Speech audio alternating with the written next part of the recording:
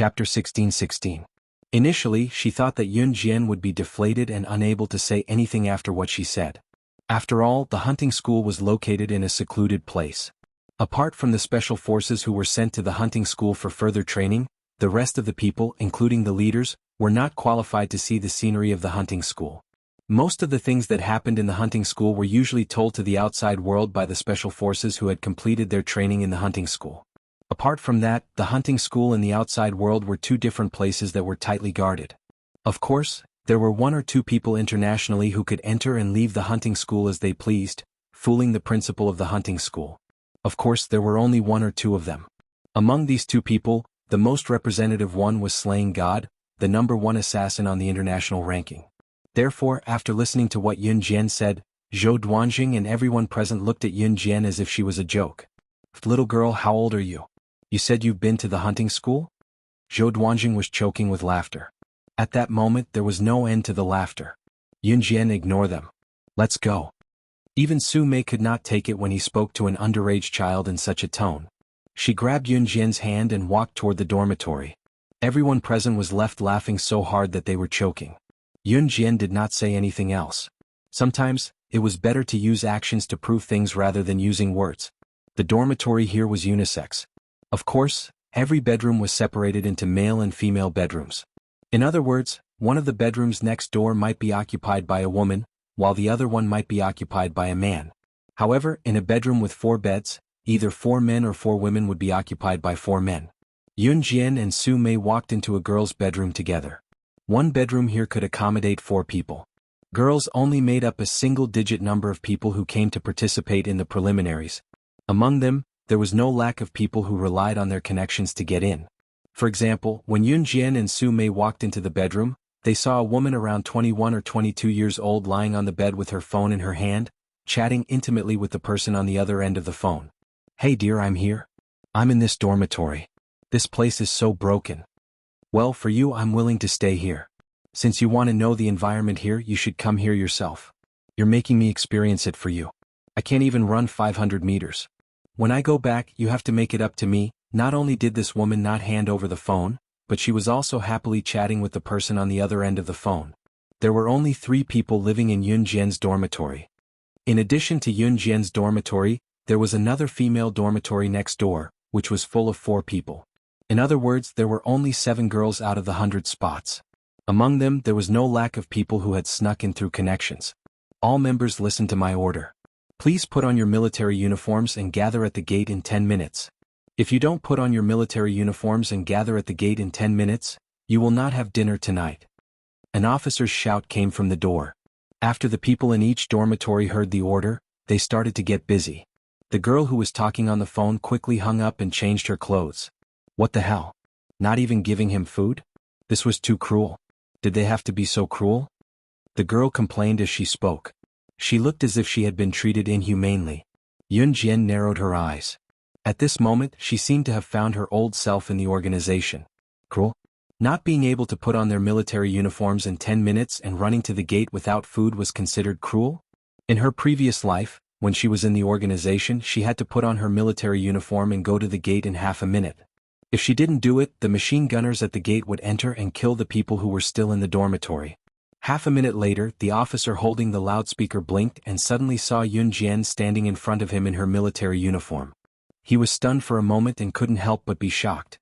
Only half a minute had passed. Normally, the fastest man would need about 2 minutes to put on his military uniform and run out. Why did this little girl only need so little time to change and come out so quickly? Chapter 16:17. The military officer with the loudspeaker was indeed stunned, but he quickly reacted and swallowed hard. He gave Yun Jian a thumbs up and said, "Little girl, you're good." Yun Jian just blinked and didn't say anything. 2 minutes later, the fastest group of people changed their clothes and ran out of their bedrooms. When they saw the small figure standing in the open space from afar, this group of men fiercely stomped their feet and almost spat out the word F*** in fright. The group of men who changed their clothes and came out of their bedrooms all stomped their feet. The military officer with the loudspeaker saw the group of people standing there in a daze. He thought about how Yun Jian changed her clothes and came out of her bedroom so quickly. Were they really no match for an underage little girl? The military officer standing there shouted at the group of people who were stunned, What are you standing there for? Did you all go to take a dump? You all took so long to come out. Don't you want to eat dinner? They couldn't even compete with a teenage girl. Only then did this group of people jog over and join the team. Zhou Duanjing was also in the group. Because the military officer was there, Zhou Duanjing didn't dare to say anything. He just glared at Yun Jian. 12 minutes later, everyone had finally arrived. The last person came out after 12 minutes. That person was the woman who slept with Yun Jian. Her name was Nan Linlin. Nan Linlin came out with light makeup. When she ran over, she thought she wasn't late and ran into the team happily. But as soon as she ran into the team, she was shouted at by the military officer with the loudspeaker. "You, get out of the team. You can't eat dinner tonight." Chapter 16:18. Nan Linlin's words resounded through the clouds. The officer yelled at Nan Linlin without showing any pity for the fairer sex. In a desperate situation, after shouting, only those who destroyed all their paths of retreat would give their all in the face of a desperate situation. He turned around and looked at the crowd. Yun Jian's words were the truth. You can't even compare to a little girl. Yun Jian's words shocked every special forces soldier present. Do you know that the little girl only used half a minute to change her clothes and come out? Actually able to speak of such profound insights. All of you are dragging your feet. How could he say such shocking words? If you enter the hunting school like this, what exactly had she experienced? Whether you can come out alive. Some people might never have thought of this in their entire lives. The officer's anger was not without reason. Some people thought of it, but they would never dare to be like Yun Jian. Needless to say, the officer was doing this for the sake of everyone for themselves. Half a minute? But who would have thought that in order to succeed, are you saying that they had to cut off their heart that was always thinking of taking a step back? The people around were stunned after hearing the officer's words, including Zhou Duanjing, especially others who were very unfriendly, and the others who had just mocked and ridiculed. For a moment there was silence. At this moment, of course, not everyone was stunned. I saw it with my own eyes. There was still one person who did not understand the meaning of Yun Jian's words. After the officer finished speaking, that person was Nan Linlin. He immediately continued. Nan Linlin grew up in the palm of her parents' hands. Let's get to know each other. Both soldiers. My surname is Fong. She was born in a military family and her status was not low. Therefore, Nan Linlin was able to use her connections to enter the selection field. Nan Linlin did not have any strength at all. What path of retreat? You're a girl who wants to fight and kill every day. Don't you feel ashamed? Nan Linlin's lips twitched. She rolled her eyes and stood on the spot with her arms crossed. After saying this, Nan Linlin placed her hands that were painted with nail polish on her delicate face like a dragonfly skimming the surface of the water. Women should treat themselves better. Go out and put on makeup or something. Fight and kill by yourself, but you still have to bring men along to fight and kill. I've never seen such a person before. As she spoke, Nan Linlin shook her head at Yun Jian and finished her assessment as if she was mumbling to herself. At this moment, everyone who was shocked by Yun Jian suddenly came to their senses. When they came to their senses, they wouldn't feel that Yun Jian's words were as shocking as they were at the beginning. You still have the nerve to say that you put on makeup? Where is this place? This is a training ground, not a place for you to put on makeup. I'll give you 10 minutes to clean up the mess on your face right now. Otherwise, you won't be allowed to eat for the rest of the day. When Officer Fong heard Nan Linlin talking to herself, he was so angry that he wanted to hit her. However, he forced himself to hold it in and growled in his calmest voice. Why can't I put on makeup? You didn't say that I couldn't put on makeup before I came in. Nan Linlin was still unconvinced and shouted back at Officer Fong. Officer Fong didn't know how to communicate with this young lady. Chapter 16:19. Yun Jian kicked Zhou Duanjing to the ground. Although Zhou Duanjing was kneeling on the ground, he did not feel any pain. He turned around and glared at Yun Jian. Just then the people who were with Zhou Duanjing quickly ran over and helped him up. After being kicked down by a girl, Zhou Duanjing naturally could not face it head-on. However, Zhou Duanjing only clenched his fists and said through gritted teeth, "Let's go." After standing up awkwardly, Zhou Duanjing turned his head and glared at Yun Jian. He said loudly, "Just you wait." Then Zhou Duanjing and the rest left the scene as fast as they could. "Yun Jian, are you okay? What happened just now only took a few breaths." When Su Mei and Su Wenming ran over, Zhou Duanjing had already left with his men. "I'm fine." Yun Jian retracted her gaze. Her dark eyes darkened as she turned around and went back to her room. At night, Yun Jian lay on the top bunk bed in her room and stared at the ceiling. There were only 2 beds in the room, the top bunk and the bottom bunk. The bottom bunk was occupied by Su Mei and Nan Linlin. "This is the place. Don't think of yourself as a pampered lady here. Since you're here, we'll treat you the same. No one will be treated differently. Your parents have told me that I won't give you any special privileges. So, you'll have to deal with your relationships well and work hard. Your parents want you to have the ability to protect yourself. You can train here. Also, if it's the elimination round, you can stay here as long as you can. Don't force yourself." At around 7:49 p.m. Chief Fang's voice came from Yun Jian's room. Okay, Chief Fang. I understand. Thank you. After Officer Fang's voice fell, a light but obedient female voice came from the gate. This woman's voice sounded soft, but it was peaceful. Okay, go in. After he finished speaking, Chief Fang turned around and left. Then Yun Jian heard the door being pushed open. 2 seconds later, a gentle voice was heard. Oh, hello everyone. My name is Luo Berry. There was no reply after he finished speaking. The girl who called herself Luo Berry paused. She was a little embarrassed, but she didn't back down. Hello everyone. I was sent here at the last minute. I guess you could say that I got in through the back door. But I'm not here to snatch anyone's spot. My parents thought that I was a little weak, so they sent me here, hoping that I could improve a little here. The girl who called herself Luo Berry was about 1.6 meters tall. She was very slim, but she looked a little weak. She was the type that people would want to protect. She looked like a 14-year-old girl, but in fact she was 2 years older than Yun Jian. She was already 18 this year. Hello, my name is Sume. My nickname is Moldy. You can call me Sister Moldy. Hearing Luo Mei's words, Sume immediately got up from the bed and extended her hand to greet Luo Mei. When Luo Berry heard Sume talking to her, she was a little excited. She quickly reached out and held Sume's hand. Hello. Yun Jian. Yun Jian didn't get up from the bed. She was still lying on the bed, staring at the ceiling as she spoke to Luo Berry. From the conversation between Luo Berry and Chief Fang at the door, she could tell that Luo Berry was the daughter of a rich family. She was here purely to train her skills. Moreover, Luo Berry admitted that she got in through the back door as soon as she entered. Her tone was a little tactful, and she had the elegant demeanor of a rich family's daughter. Yun Jian had a good impression of her, so she introduced herself. Yun Jian, what a nice name, hee. Luo Berry smiled at Yun Jian, then stuck her tongue out mischievously. It was 2:51 in the morning. It was almost 3 o'clock in the morning, the time when people slept the best and entered the deep sleep stage. Woo, suddenly the alarm went off. A familiar voice came from the speakers in every room. Everyone who heard the sound, please change your clothes within 5 minutes and gather at the door. If you don't change your clothes and gather at the door within 5 minutes, you'll be disqualified from the selection. Outside the door, Officer Fang was holding a loudspeaker. His voice was transmitted to every room. Basically, everyone would change into their pajamas before sleeping. There was no doubt about it unless one was extremely lazy. Officer Fang looked at his watch. He estimated that Yun Jian would come out in 30 to 40 seconds. Officer Fang lowered his head to look at his watch. The moment he looked up, he saw Yun Jian's petite figure rushing towards him. The watch moved by 7 seconds and Yun Jian was already standing in front of him. Some people were still sleepy from his surprise attack. What about Yun Jian? She went from the dormitory to the gate in 7 seconds? Didn't she change her clothes before sleeping? Was she so alert? Even the advanced special forces couldn't achieve her speed. Chapter 1621. Officer Fang was once again shocked by Yun Jian. However, he saw Yun Jian standing in front of him in a neat military posture. She did not look like someone who had just woken up from a dream. In response, Officer Fang could only swallow hard. He opened his mouth, but no words came out.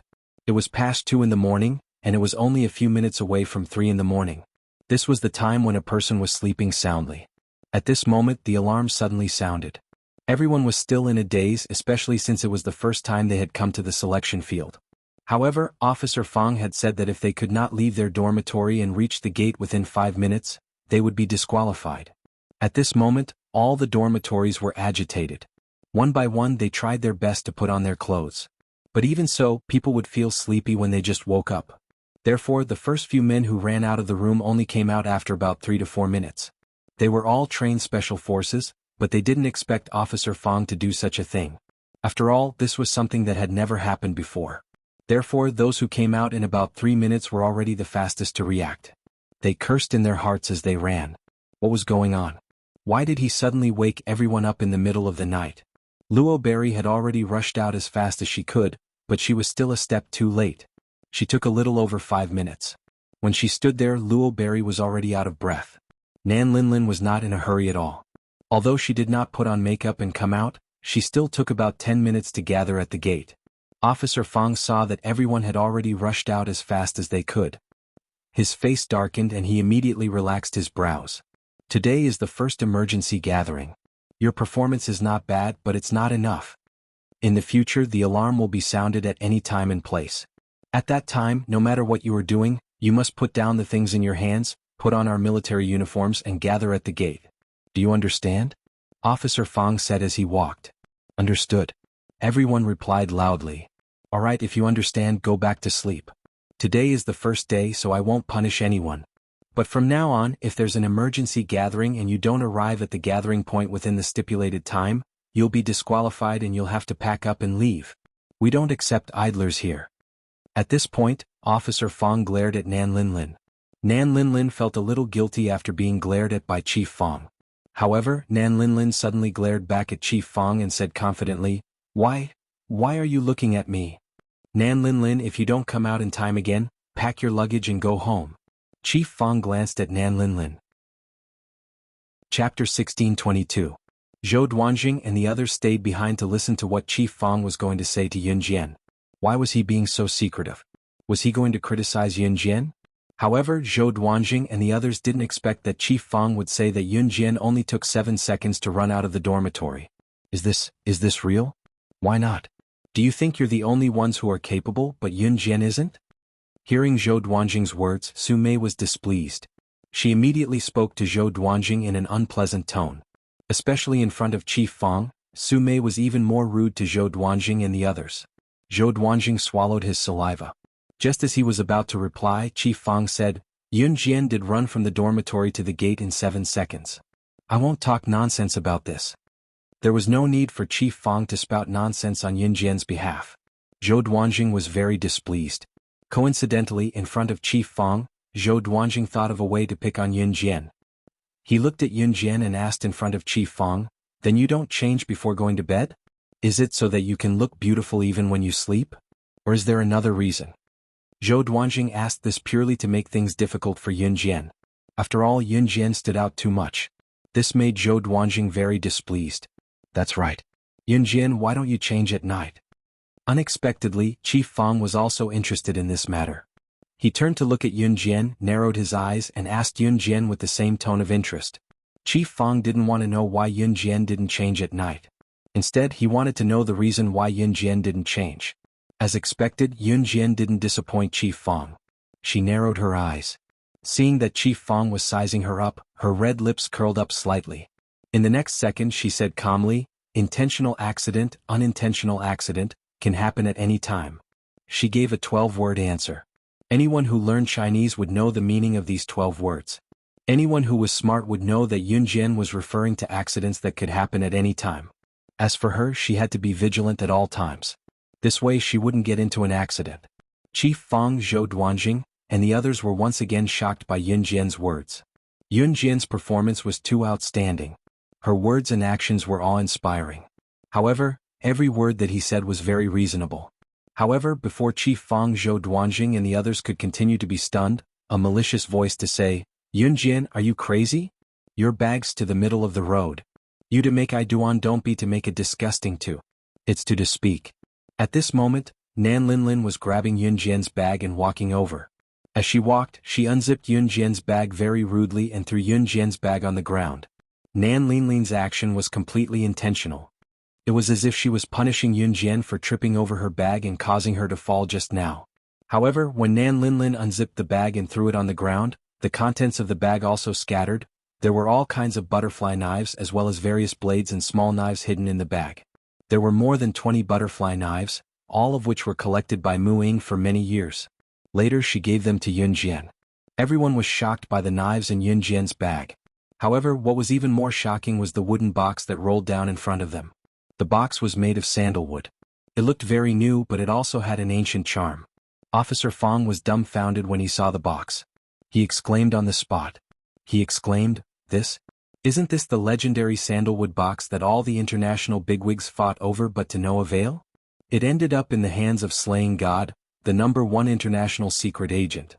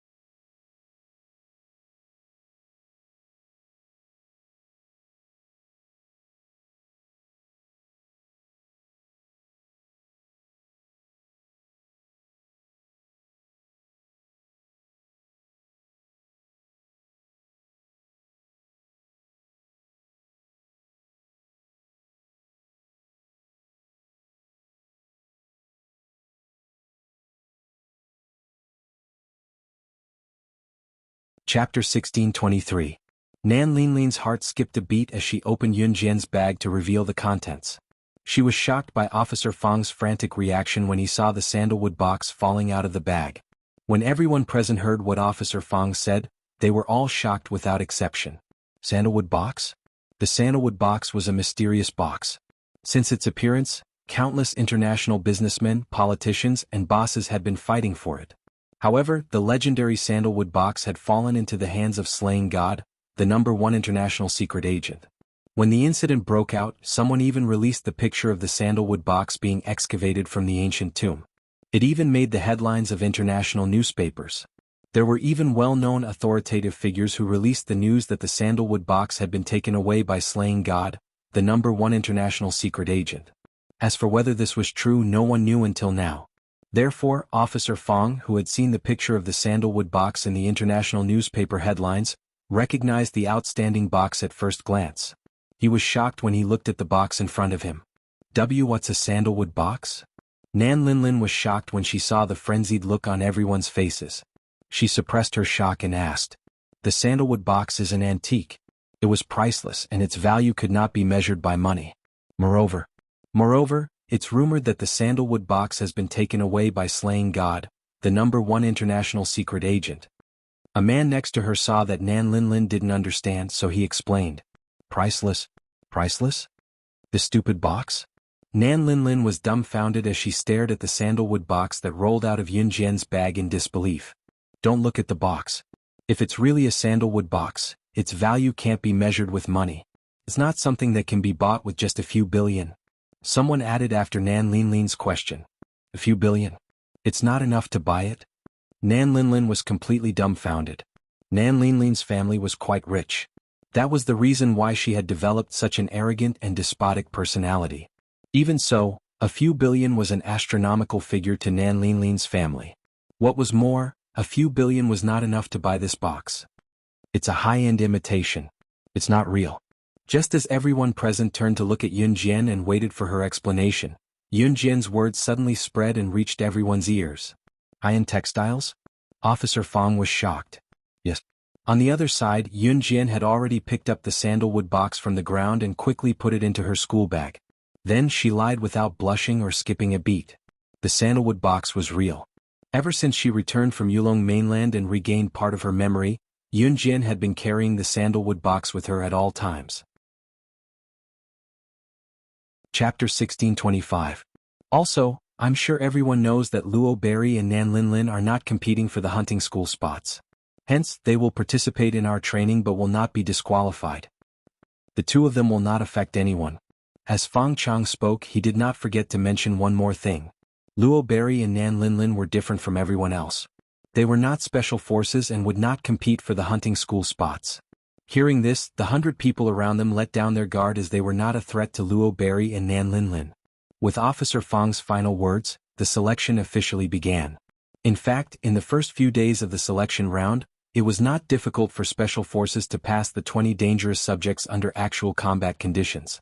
Out of the 20 tasks, the first 19 were to test the physical standards of the participants. For example, bomb throwing, cross-country with 15 kilograms of weights for 5 kilometers, single and parallel bars for apparatus, 100-meter prone shooting for infantry, and so on. As long as one could achieve the required results in one go, they would be able to pass. Furthermore, it was easy but also nerve-wracking to pass the tests every day. This was because there was only one test per day. If there was a mistake, one would be disqualified. However, other than Luo Berry and Nan Linlin, the rest were the best special forces in Country Z. Naturally, there would not be any mistakes. Hence, in these 19 days, other than one special forces soldier who accidentally made a mistake and was disqualified on the spot, the rest passed the test. In these 19 days, Yun Jian's performance was very ordinary. Like all the other special forces soldiers, she completed the tasks at a reasonable speed. Yun Jian did not display any shocking abilities. This made Zhou Duanjing and the rest think that Yun Jian's terrifying swordsmanship was just a coincidence. Hence, Zhou Duanjing and his gang's taunts and arrogance toward Yun Jian began to spread like wildfire. On the 20th day on the open field, Officer Fang went back to his place to drink water. After the intense exercise, everyone sat on the field to rest. Some of them went back to their places to drink water and change their clothes. This was because the last of the 20 dangerous subjects under actual combat conditions would be carried out soon. The last one was undoubtedly the most difficult of the 20 dangerous subjects. According to Officer Fong, the elimination rate for the last one was as high as 80%. In other words, most of them would be eliminated. Therefore, everyone present would do their best to prevent themselves from being disqualified. On the spacious lawn, Yun Jian was wearing a short-sleeved shirt and black denim pants. She was lying on the lawn with one leg stretched out and the other bent lazily.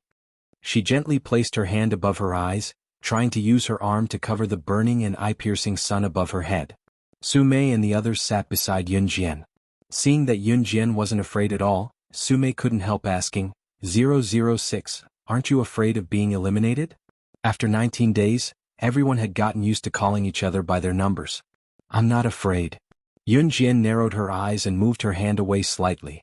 She narrowed her eyes and looked at the scorching sun above her head. After a moment of silence, she continued, because I won't be eliminated. His words sounded ordinary, but they were surprisingly full of confidence. Ah, do you think you won't be eliminated just because you said so? I really don't know what kind of courage you have to say that. The elimination rate for today's subject is as high as 80%. You didn't stand out in the previous 19 physical tests. They weren't as good as our 015. Oh. At first, you bragged about yourself to the sky and really made yourself into a powerful figure that no one could compare to. But in the end, your previous 19 physical tests were just SOSO. Take this backpack and we will bring you to an entrance called the Misty Forest. The objective of the mission is to depart from the entrance of the Misty Forest and walk out of the Misty Forest in the shortest time possible. We will be waiting for you at the designated destination. The first 20 people to walk out of the Misty Forest will advance. In addition, you are in groups of 5. You can freely form groups. The first 20 people to reach the destination, which is the members of 4 groups, will advance. In addition, this backpack contains water, food, a compass and a series of other things. Someone once walked out of the Misty Forest in the shortest time possible, using 24 hours and 39 minutes, so I wish you all good luck. Yun Jian walked forward and rummaged through the soil at the entrance of the Misty Forest as if she was looking for something. After rummaging through the surrounding soil, she followed Su Mei and the others into the Misty Forest. They are far away. Let's go faster, Su Mei said. Yun Jian's eyes darkened, but she didn't say anything. After walking for about an hour, they bumped into Zhou Duanjing and the others. It wasn't just Zhou Duanjing's team. There were also a few other teams resting where they were. After walking for an hour, everyone was naturally tired. Their drive wasn't as strong as before. Yun Jian and the others didn't walk very fast so they could still continue walking. But just as they were about to continue, they were stopped by Zhou Duanjing and the others. Zhou Duanjing even teased Yun Jian with a smile. Yo, you guys still want to continue walking? If you meet any ferocious beasts, don't come crying to us for help. As soon as Zhou Duanjing mentioned ferocious beasts, Yun Jian frowned. Oh whoa. Just then, the roars of ferocious beasts came from afar. No way. Zhou Duanjing's face instantly darkened.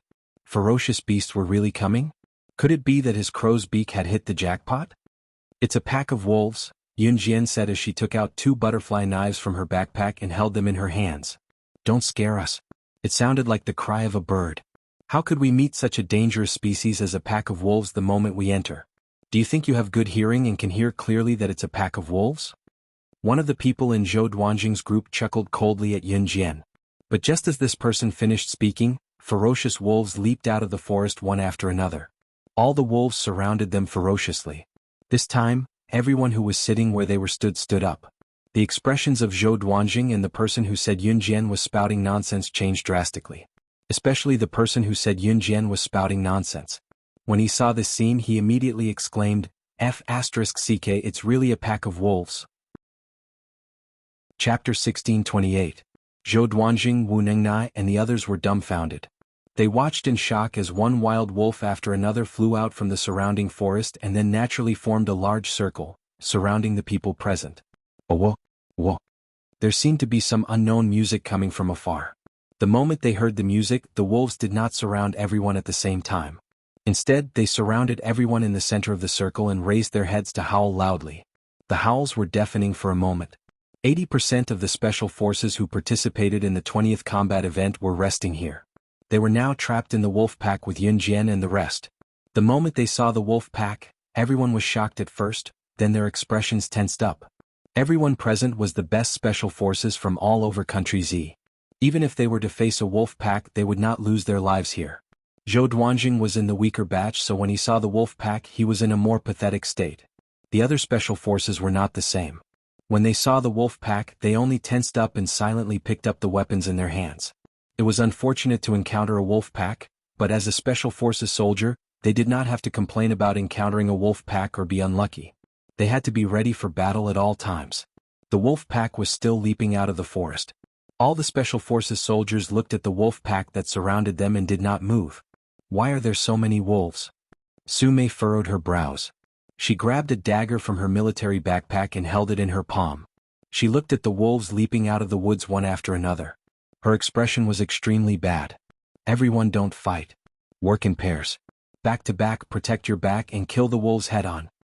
Wang Buren's voice was heard at this moment. After all, Wang Buren was considered strong. He was old and calm, so he was more meticulous in his work. Hence, as soon as Wang Buren's words fell, many special forces soldiers listened to his advice and each found a trustworthy partner. Back to back, they faced the wolf pack head on. Zhou Duanjing, who was just mocking Yun Jian and crying for help, was now scared. He did not even care about Yun Jian. He stared at the wolf pack, afraid that the wolves would rush up and bite him to death. Just as the group was on high alert, Yun Jian's eyes flashed. She moved the butterfly knife in her hand and stared at the wolves for a while. In the next second, Yun Jian put away the butterfly knife.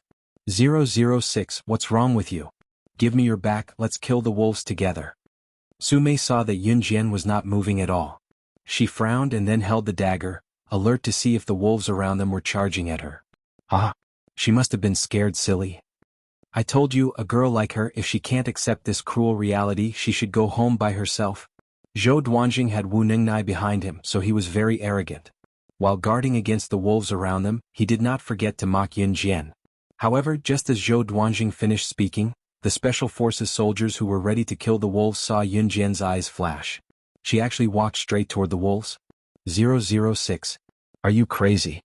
Seeing Yun Jian walking toward the wolves, Wang Buren saw this and his eyes widened. He was so scared that he shouted. She really wants to die. Zhou Duanjing could not help but sigh. However, before he finished speaking, everyone saw Yun Jian raise her leg and kick the wolf standing in front of her. It's over. Everyone present thought that Yun Jian was done for and was about to be surrounded by the wolves. However, when the surrounding wolves saw that the wolf was kicked away by Yun Jian and received Yun Jian's cold aura, the wolves were so scared that they instantly made way for her. What was going on? She had the ability to make the wolves make way for her? This was not the end. Yun Jian walked forward for about 20 meters and walked under a very large tree. From behind the tree she pulled out a man in camouflage. After Yun Jian pulled out the man in camouflage, she dragged the man to the ground. Looking at him, this person was actually a Special Forces soldier under Officer Fong. The Special Forces soldiers in the distance were shocked, but they heard Yun Jian's voice again. She coldly curled her lips and said with a faint smile, "Controlling the wolves to attack us, is it fun? If I'm not wrong, if we continue walking, we will encounter all kinds of ferocious beasts. It's only a 4-hour walk from the entrance to the end of the misty forest. If we encounter ferocious beasts, the fastest speed we can reach the end is 24 hours. By the time we've chased the beasts away, it's already dark. We have to spend the night in the forest to ensure our safety. Officer, may I ask if I'm right?" As soon as Yun Jian finished speaking, the Special Forces soldier under Officer Fong's command had a drastic change in expression. He looked as if he had been completely seen through by Yun Jian. Then, this Special Forces soldier took out his walkie-talkie and said anxiously to Officer Fong on the other end of the walkie-talkie. All the officers present knew why it took so long to walk from the entrance to the exit of the dense fog forest. However, this was also to train a Special Forces soldier's ability to respond to unexpected situations and complete missions quickly. Therefore, all of the officers were well aware of this situation. However, ever since the selection had been held, the secret of the fog forest had never been discovered by any of the participating Special Forces. Not to mention that the plan had been seen through. If the plan was seen through, then this plan would definitely not work. Therefore, the voice from the walkie-talkie made Officer Fong, Commander Ma, and all the officers standing behind Commander Ma widen their eyes. What? The plan has been seen through? Who saw through it? Officer Fang asked the Special Forces soldier on the other end of the walkie-talkie in a daze. The voice of the Special Forces soldier immediately came from the other end. Hearing this, Officer Fang's eyes widened in shock. 006, isn't it her? Is that little girl? Chapter 1630. Military Commander Ma was even more satisfied after hearing the Special Forces soldier's words. While the officers were shocked, Military Commander Ma did not forget to nod. She is indeed a good seedling. I am confident that our Z country Special Forces will be able to hold our heads high in the hunting school this time. In the past, the Special Forces soldiers sent by Z country to the hunting school were not particularly outstanding. Hence, they were indirectly ridiculed by the hunting school and some international figures. Although there were a few exceptional talents, there were not many of them overall. There were only one or two of them who were at the top. Moreover, the one or two at the top was not as powerful as 100 or so people. Hence, when they heard that Yun Jian had exposed their plan, Military Commander Ma, Chief Fang, and every officer present were both embarrassed and excited. They were excited because they had finally found another good seedling. Ah! Old Fang, I have a feeling that this young lady will definitely amaze the world. Then she will become an outstanding representative figure in the history of Z country. Military Commander Ma gave the highest evaluation he had ever given in his life. Hearing this, the surrounding officers expressed their agreement. Somewhere in the misty forest, Zhou Duanjing, Wu Nengnai, and the rest were watching the scene with their mouths agape. No one had expected Yun Jian to pull off such a trick. When Yun Jian walked towards the wolves earlier, everyone thought that Yun Jian wanted to deal with the wolves alone. However, no one had expected Yun Jian to kick away a wolf, then stun the wolves. Finally, she walked over and pulled out the Special Forces soldier under Chief Fang from behind a big tree. She even used a shocking method to decipher all the facts one by one. Without asking about anything else, Yun Jian's words had frightened the Special Forces soldier under Chief Fang to the point that he immediately called Chief Fang for help. Who on the scene could do such a thing? When they were surrounded by the wolves just now, everyone wanted to fight, but Yun Jian was the only one who saw through it. It was really, at that moment, no one dared to say a word. Until Chief Fang's voice came from the walkie-talkie.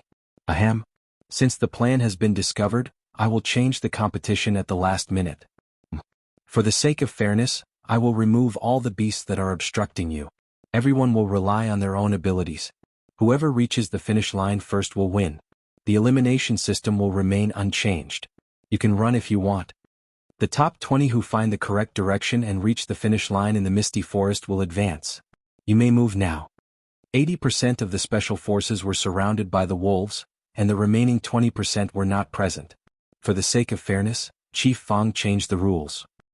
He wanted everyone to reach the finish line in the misty forest as soon as possible and secretly removed all the beasts that attacked the Special Forces soldiers. In other words, the other 20% of the Special Forces would not encounter any ferocious beasts along the way and would be dismissed by Chief Fang. In this way, fairness could be guaranteed. As soon as Officer Fang finished speaking, the surrounding Special Forces soldiers continued moving forward as fast as they could. Run. Why were they standing? Waiting for the food? In fact, even without the beast's attack, it was not easy to run to the finish line, because it was easy to get lost in the misty forest. If he just ran forward without knowing the direction, what if he ran in the wrong direction? Wouldn't they be even further away from the finish line? Yun Jian, what should we do? Perhaps because Yun Jian's performance was too outstanding, Su Mei, Su Wenming, and the other three walked up to Yun Jian and asked Yun Jian, "Run. Whoever reaches the finish line first will win." However, Yun Jian only narrowed her eyes slightly. Then she took the lead and took a step forward. After a while, Military Commander Ma continued solemnly, "I estimate that she can break the record and reach the finish line in 3 hours. 3 hours. No one had ever passed through the misty forest in 3 hours and reached the finish line. How high did Commander Ma think of Yun Jian? All the officers present took a deep breath in shock. Look, that's... Just as Commander Ma gave Yun Jian the highest rating and estimated the fastest record, someone exclaimed in surprise. That's someone coming out from the misty forest? That's impossible. It's only been 2 hours. Someone actually reached the finish line from the entrance of the misty forest in just 2 hours? Another exclamation of surprise was heard. All the officers present were shocked. They felt that they had never encountered anything more shocking than today. 006. Officer Fang narrowed his eyes. When he saw the petite figure easily pass through the last patch of grass and walk over with the other 4 people from the same team, he exclaimed in surprise. All the officers present straightened their backs solemnly when they saw the number tag hanging on the leader's chest. Chapter 1632. Yun Jian had her hands in her pockets. She strolled towards them lazily while enjoying the scenery. We're here? We're at the finish line? Su Mei saw Chief Fang and the other officers standing beside him. She was so surprised that she couldn't move her legs. That's it? Did that mean that they wouldn't be disqualified and would advance to the next round? The elimination rate this time was as high as 80%. In other words, among the 99 special forces, only the top 20, which was 1/5 of them, would be able to advance. The rest of them would be disqualified in this event. Pack up and leave. With such an elimination rate, even if Yun Jian foiled Chief Fang and his team's plan, it was still terribly difficult for her to walk out of Mist Forest in the top 20 and advance to the next round. In spite of it, Yun Jian had brought them to the destination in just 2 short hours. First place. First place. It's really her. It's really her. Chief Fang was so excited that he pinched the corner of his shirt and shouted. Chief Fang had never lost his composure like today. However, the moment he saw Yun Jian and saw the number 006 tag hanging on Yun Jian's chest, he almost jumped onto Commander Ma's waist and hugged him. Although Commander Ma was also excited, he still resisted the urge of Chief Fang to jump on him. He twitched the corner of his mouth and cursed in his heart. Luckily I'm prepared. Old Fang. If you jump on me, my waist will be hurt by your hug. Chief Fang's eyes were fixed on Yun Jian from the beginning to the end. When he saw Yun Jian walking towards him, a trace of pride flashed across his heart. It was his pride to be able to become Yun Jian's chief. Yun Jian walked slowly to the finish line. Chief Fang excitedly said to Yun Jian and the other 5 people with Yun Jian, 006, congratulations on getting first place in the 20th Dangerous Combat event. And your team is the first to reach the finish line. When he said this, Officer Fang was trembling all over. By the time the other teams reached the finish line, it had already been 6 hours since they entered the misty forest. By the 7th hour, all the teams had exited the dense fog forest. The outcome had been decided, but the teams that were eliminated on the spot were not discouraged. After all, he had participated in the preliminaries for 20 days and got to know many people. It was not a loss. When the results were announced, although Officer Fang's tone was much calmer in front of everyone, he still spoke with a hint of excitement. The first place of the 20th dangerous subject under actual combat conditions is 006. 006 is an example that all of you should learn from. Speaking of the 3 numbers 006, Officer Fang's blood was boiling. For some reason, when he said these 3 numbers, everyone present felt as if they were surrounded by faith. Zhou Duanjing and Wu Ningnai's faces were the darkest and scariest among all the people present. They had mocked Yun Jian before and now their faces were as ugly as they looked. However, it was undeniable that Zhou Duanjing and Wu Ningnai were quite capable as they had advanced. Although they were the last team to advance, they had barely passed the passing line. Chief, when you mentioned 006 earlier, I had an illusion that I was looking at Slaying God, who stood at the pinnacle of the world. Her abilities were admirable, and she was ranked first on the International Secret Agent Leaderboard. That's because Slaying God's serial number was 006 when she first joined the Inhun organization. At that moment, a Special Forces soldier who was eliminated suddenly said. Although Slaying God was an international fugitive, it was undeniable that Slaying God's abilities were the lifelong pursuit of many people. 006 was Slaying God's serial number when she first joined the Inhun organization. It was like the protection of God. Yun Jian's abilities and her serial number made the Special Forces soldier feel as if he had seen Slaying God herself. Everyone around them had the same illusion when they heard that. After he said that, the Special Forces soldiers who were disappointed that they had been eliminated mustered their courage again. Chief Fang at the same time.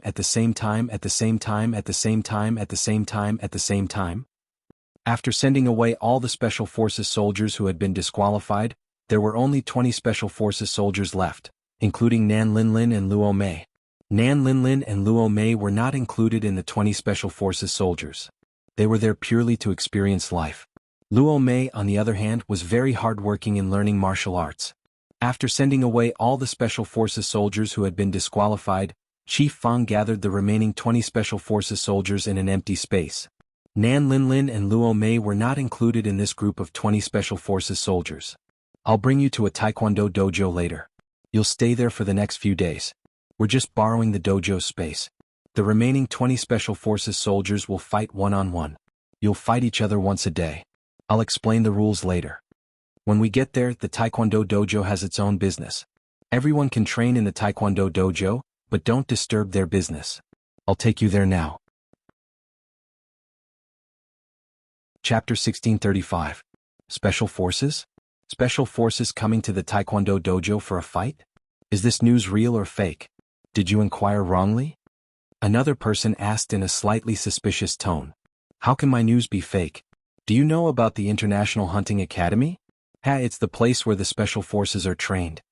I heard that this time, the Special Forces will compete here and choose the best 3 so that they can send the best 3 to the hunting school to further their studies. I heard that 80 Special Forces have been eliminated and the top 20 have been chosen. The final battle will be held at the Taekwondo dojo. The top 20 Special Forces are the best in the whole of Country Z. They're not something that normal Special Forces can compare to. The burly man sitting next to him slurped his noodles and described the incident as if he was intoxicated. He looked as if he was one of the powerful Special Forces soldiers that he described. Hearing the man's boasting, the other burly men beside him were mesmerized. They clapped their hands and exclaimed, "Amazing! Amazing!" They didn't know that 2 of the Special Forces that they were boasting about were right next to them. It was normal that outsiders couldn't tell Yun Jian and Su Mei's strength from their looks. Ahem. Su Mei blushed in embarrassment when she heard the boos of the men next to her. She coughed twice to show her embarrassment. Luo Berry and Nan Linlin weren't counted among the 20, so Luo Berry was just a little surprised. Yun Jian was calm as if nothing could change her expression. The noodles are here. 3 bowls of kimchi noodles. It's warm, be careful not to burn it. The shop owner brought 3 bowls of freshly cooked kimchi noodles and placed them in front of Yun Jian and the other 2. Wow, it looks delicious. Luo Berry couldn't help but pick up her chopsticks and put the noodles into her mouth. Phew, it's so hot. Don't burn yourself. Luo Huan gasped. She took 2 deep breaths. Then she was afraid that Yun Jian and Su Mei would be scalded like her. She endured the burning pain in her mouth and quickly spoke to Yun Jian and Su Mei. Hurry up and drink some water. Look at how impatient you are. Su Mei laughed dryly and quickly poured a cup of water for Luo Mei. Yun Jian's eyelids lifted slightly, and her red eyes curved slightly. Yun Jian ordered 3 bowls of noodles in a row and ate them all without blushing. Maybe it was because the noodles were too delicious. By the time they finished dinner, it was already 6:30 p.m. As soon as Yun Jian and the other 2 returned to the Taekwondo dojo, they saw about 20 to 30 Taekwondo students practicing boxing on the training ground on the first floor. There were also quite a few people standing around. It seemed like they were here to watch the show. Come on, come on, come on, go Lin Kuan. There were actually girls dressed as cheerleaders standing by the side. They seemed to be cheering for a handsome boy among the 20 to 30 Taekwondo students.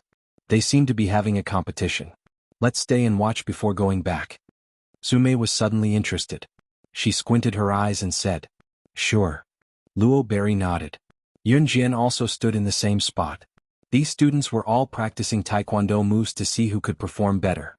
The male student named Lin Kuan instantly became the center of attention. Chapter 1636. That boy named Lin Kuan was the one with the most cheers out of all the Taekwondo students present. Moreover, this boy named Lin Kuan's punching technique was indeed vigorous and on point. Lin Kuan very much enjoyed being the center of attention. The girls around him were wearing cheerleading outfits and cheering him on. Today was the Taekwondo dojo's monthly punching competition. It was a competition of whose punches were on point and accurate. It wasn't until this boy named Lin Kuan threw the last punch that the group of girls wearing cheerleading outfits screamed and the atmosphere reached its climax. There were also many parents standing around. It seemed that most of them were here to accompany their son. Seeing their son punching in front of these 20 to 30 Taekwondo students, they suddenly felt a sense of pride. Some parents even pulled the surrounding people and pointed at a certain figure and said, "This is my son," and so on. That boy named Lin Kuan was about 18 or 19 years old. When he threw the last punch and received the screams of the surrounding girls, his smug look could no longer be concealed. They are all so powerful. They are simply young geniuses. Each and every one of them has a unique skill. A parent exaggeratedly screamed and praised the 20 to 30 Taekwondo students. The scene had already reached its peak. Countless people were cheering and screaming uncontrollably. They are the hope of our country. Some parents even shouted loudly. To the parents, These youths who trained in Taekwondo were like martial arts experts. Because they knew Taekwondo. That feeling was different from that of ordinary youths. In short, in the eyes of the parents, as long as the children had a little bit of ability, they were already very powerful. This was also the reason why that boy named Lin Kuan, who looked quite good, was so smug. When a person was smug, it was completely dependent on the people around him flattering him. If no one around him flattered him, then there was no doubt that this person would not feel that he was different from ordinary people. After Lin Kuan finished punching, he domineeringly turned his head. He walked over and took a bottle of mineral water from a girl. He opened it and drank it. This girl was so happy that she almost fainted. Lin Kuan actually took the mineral water from her hand. Lin Kuan was already tired of these girls. Every time it was the same group of people who came to watch him punch. Once or twice he felt very smug and knew how to brag about his strength. But every time it was the same group of people who came to watch him punch and then screamed and cheered. He was no longer satisfied. Just as Lin Kuan drank the mineral water that the girl gave him, he inadvertently glanced at Yun Jian and the other two not far away. These three girls, he had never seen them before. Lin Kuan tossed the bottle of mineral water in his hand away, allowing it to flow on the floor as he made his way to Yun Jian and the others. Lin Kuan went to pick up girls again. Standing not far away were a few people who were about the same age as Lin Kuan.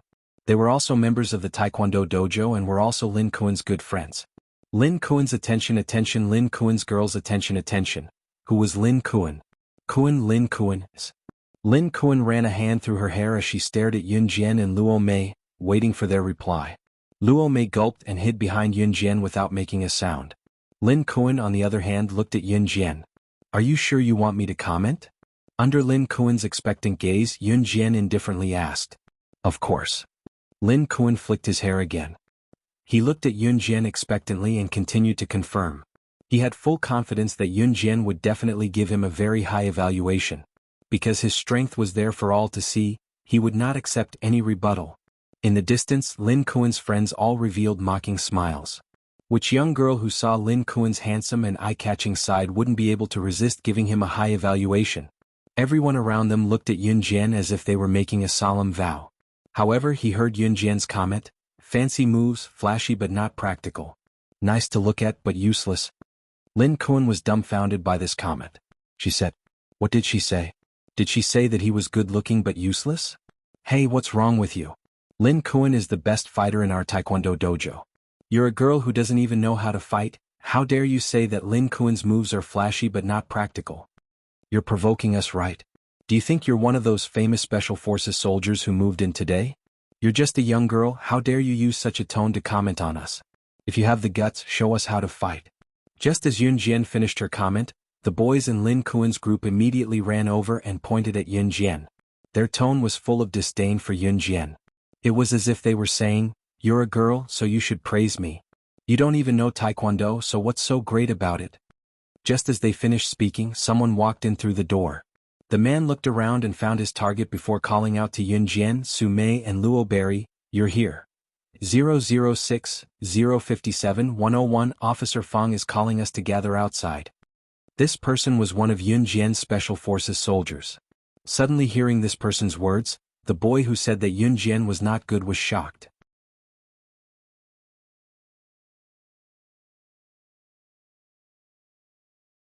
Chapter 1637. Officer Fong led a team of Special Forces soldiers into the Taekwondo dojo, and they were about to have a one-on-one match. Even though Officer Fong brought Yun Jian and her group of 20 over people here to keep a low profile, the news still leaked out. Special Forces soldiers, to ordinary people they were a sacred symbol. Normally they wouldn't even be able to meet them. Being a Special Forces soldier represented strength. Why did the youths in the Taekwondo dojo train so hard? Wasn't it all for the sake of becoming stronger? And the Special Forces soldiers were such a powerful existence. As the saying goes, powerful people will always be looked up to. When they heard that Yun Jian was a Special Forces soldier, all the parents and students in the Taekwondo dojo looked over with curiosity and shock. She's one of the most powerful Special Forces soldiers in the country? Lin Kuan, who was swaggering in front of Yun Jian, was so shocked that his eyes widened. He looked at Yun Jian with a terrified expression. The girl in front of him was actually one of the most powerful Special Forces soldiers in the country? Was she even 18 years old? Lin Kuan's expression changed.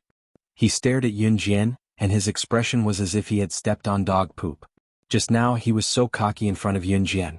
He thought that a girl actually dared to use such a contemptuous tone to judge him. She was only good-looking but she was useless? But now, it seemed that his actions just now had turned into a ridiculous joke. Lin Kuan's expression was extremely dark. Let's go, let's gather. Su Mei was the oldest after all. She saw Lin Kuan and this group of brats talking about Yun Jian like that, and now they were being humiliated. She only twitched the corner of her mouth and was too lazy to argue with them. Su Mei waved at Yun Jian and Luo Mei, and walked towards the Taekwondo dojo's main entrance. Yun Jian only sneered slightly, and then she turned around and followed Su Mei out of the Taekwondo dojo. Yun Jian's fluttering long hair was tied up high at the back of her head. She wore a black tight suit, and her tall and beautiful figure was vividly displayed. Her back view was so free and easy that it made people's blood boil. Are all the Special Forces soldiers gathering at the entrance? Let's go, this is a once-in-a-lifetime opportunity. Why aren't you guys going to take a look? Some parents reacted and shouted excitedly. All the students and parents in the Taekwondo dojo reacted and followed them out. Although Lin Kuan felt awkward, he couldn't hold back his curiosity, and walked out of the Taekwondo dojo's group. The three of them were the last to gather at the entrance. Chief Fong was currently standing on the steps of the Taekwondo gym, looking down at them.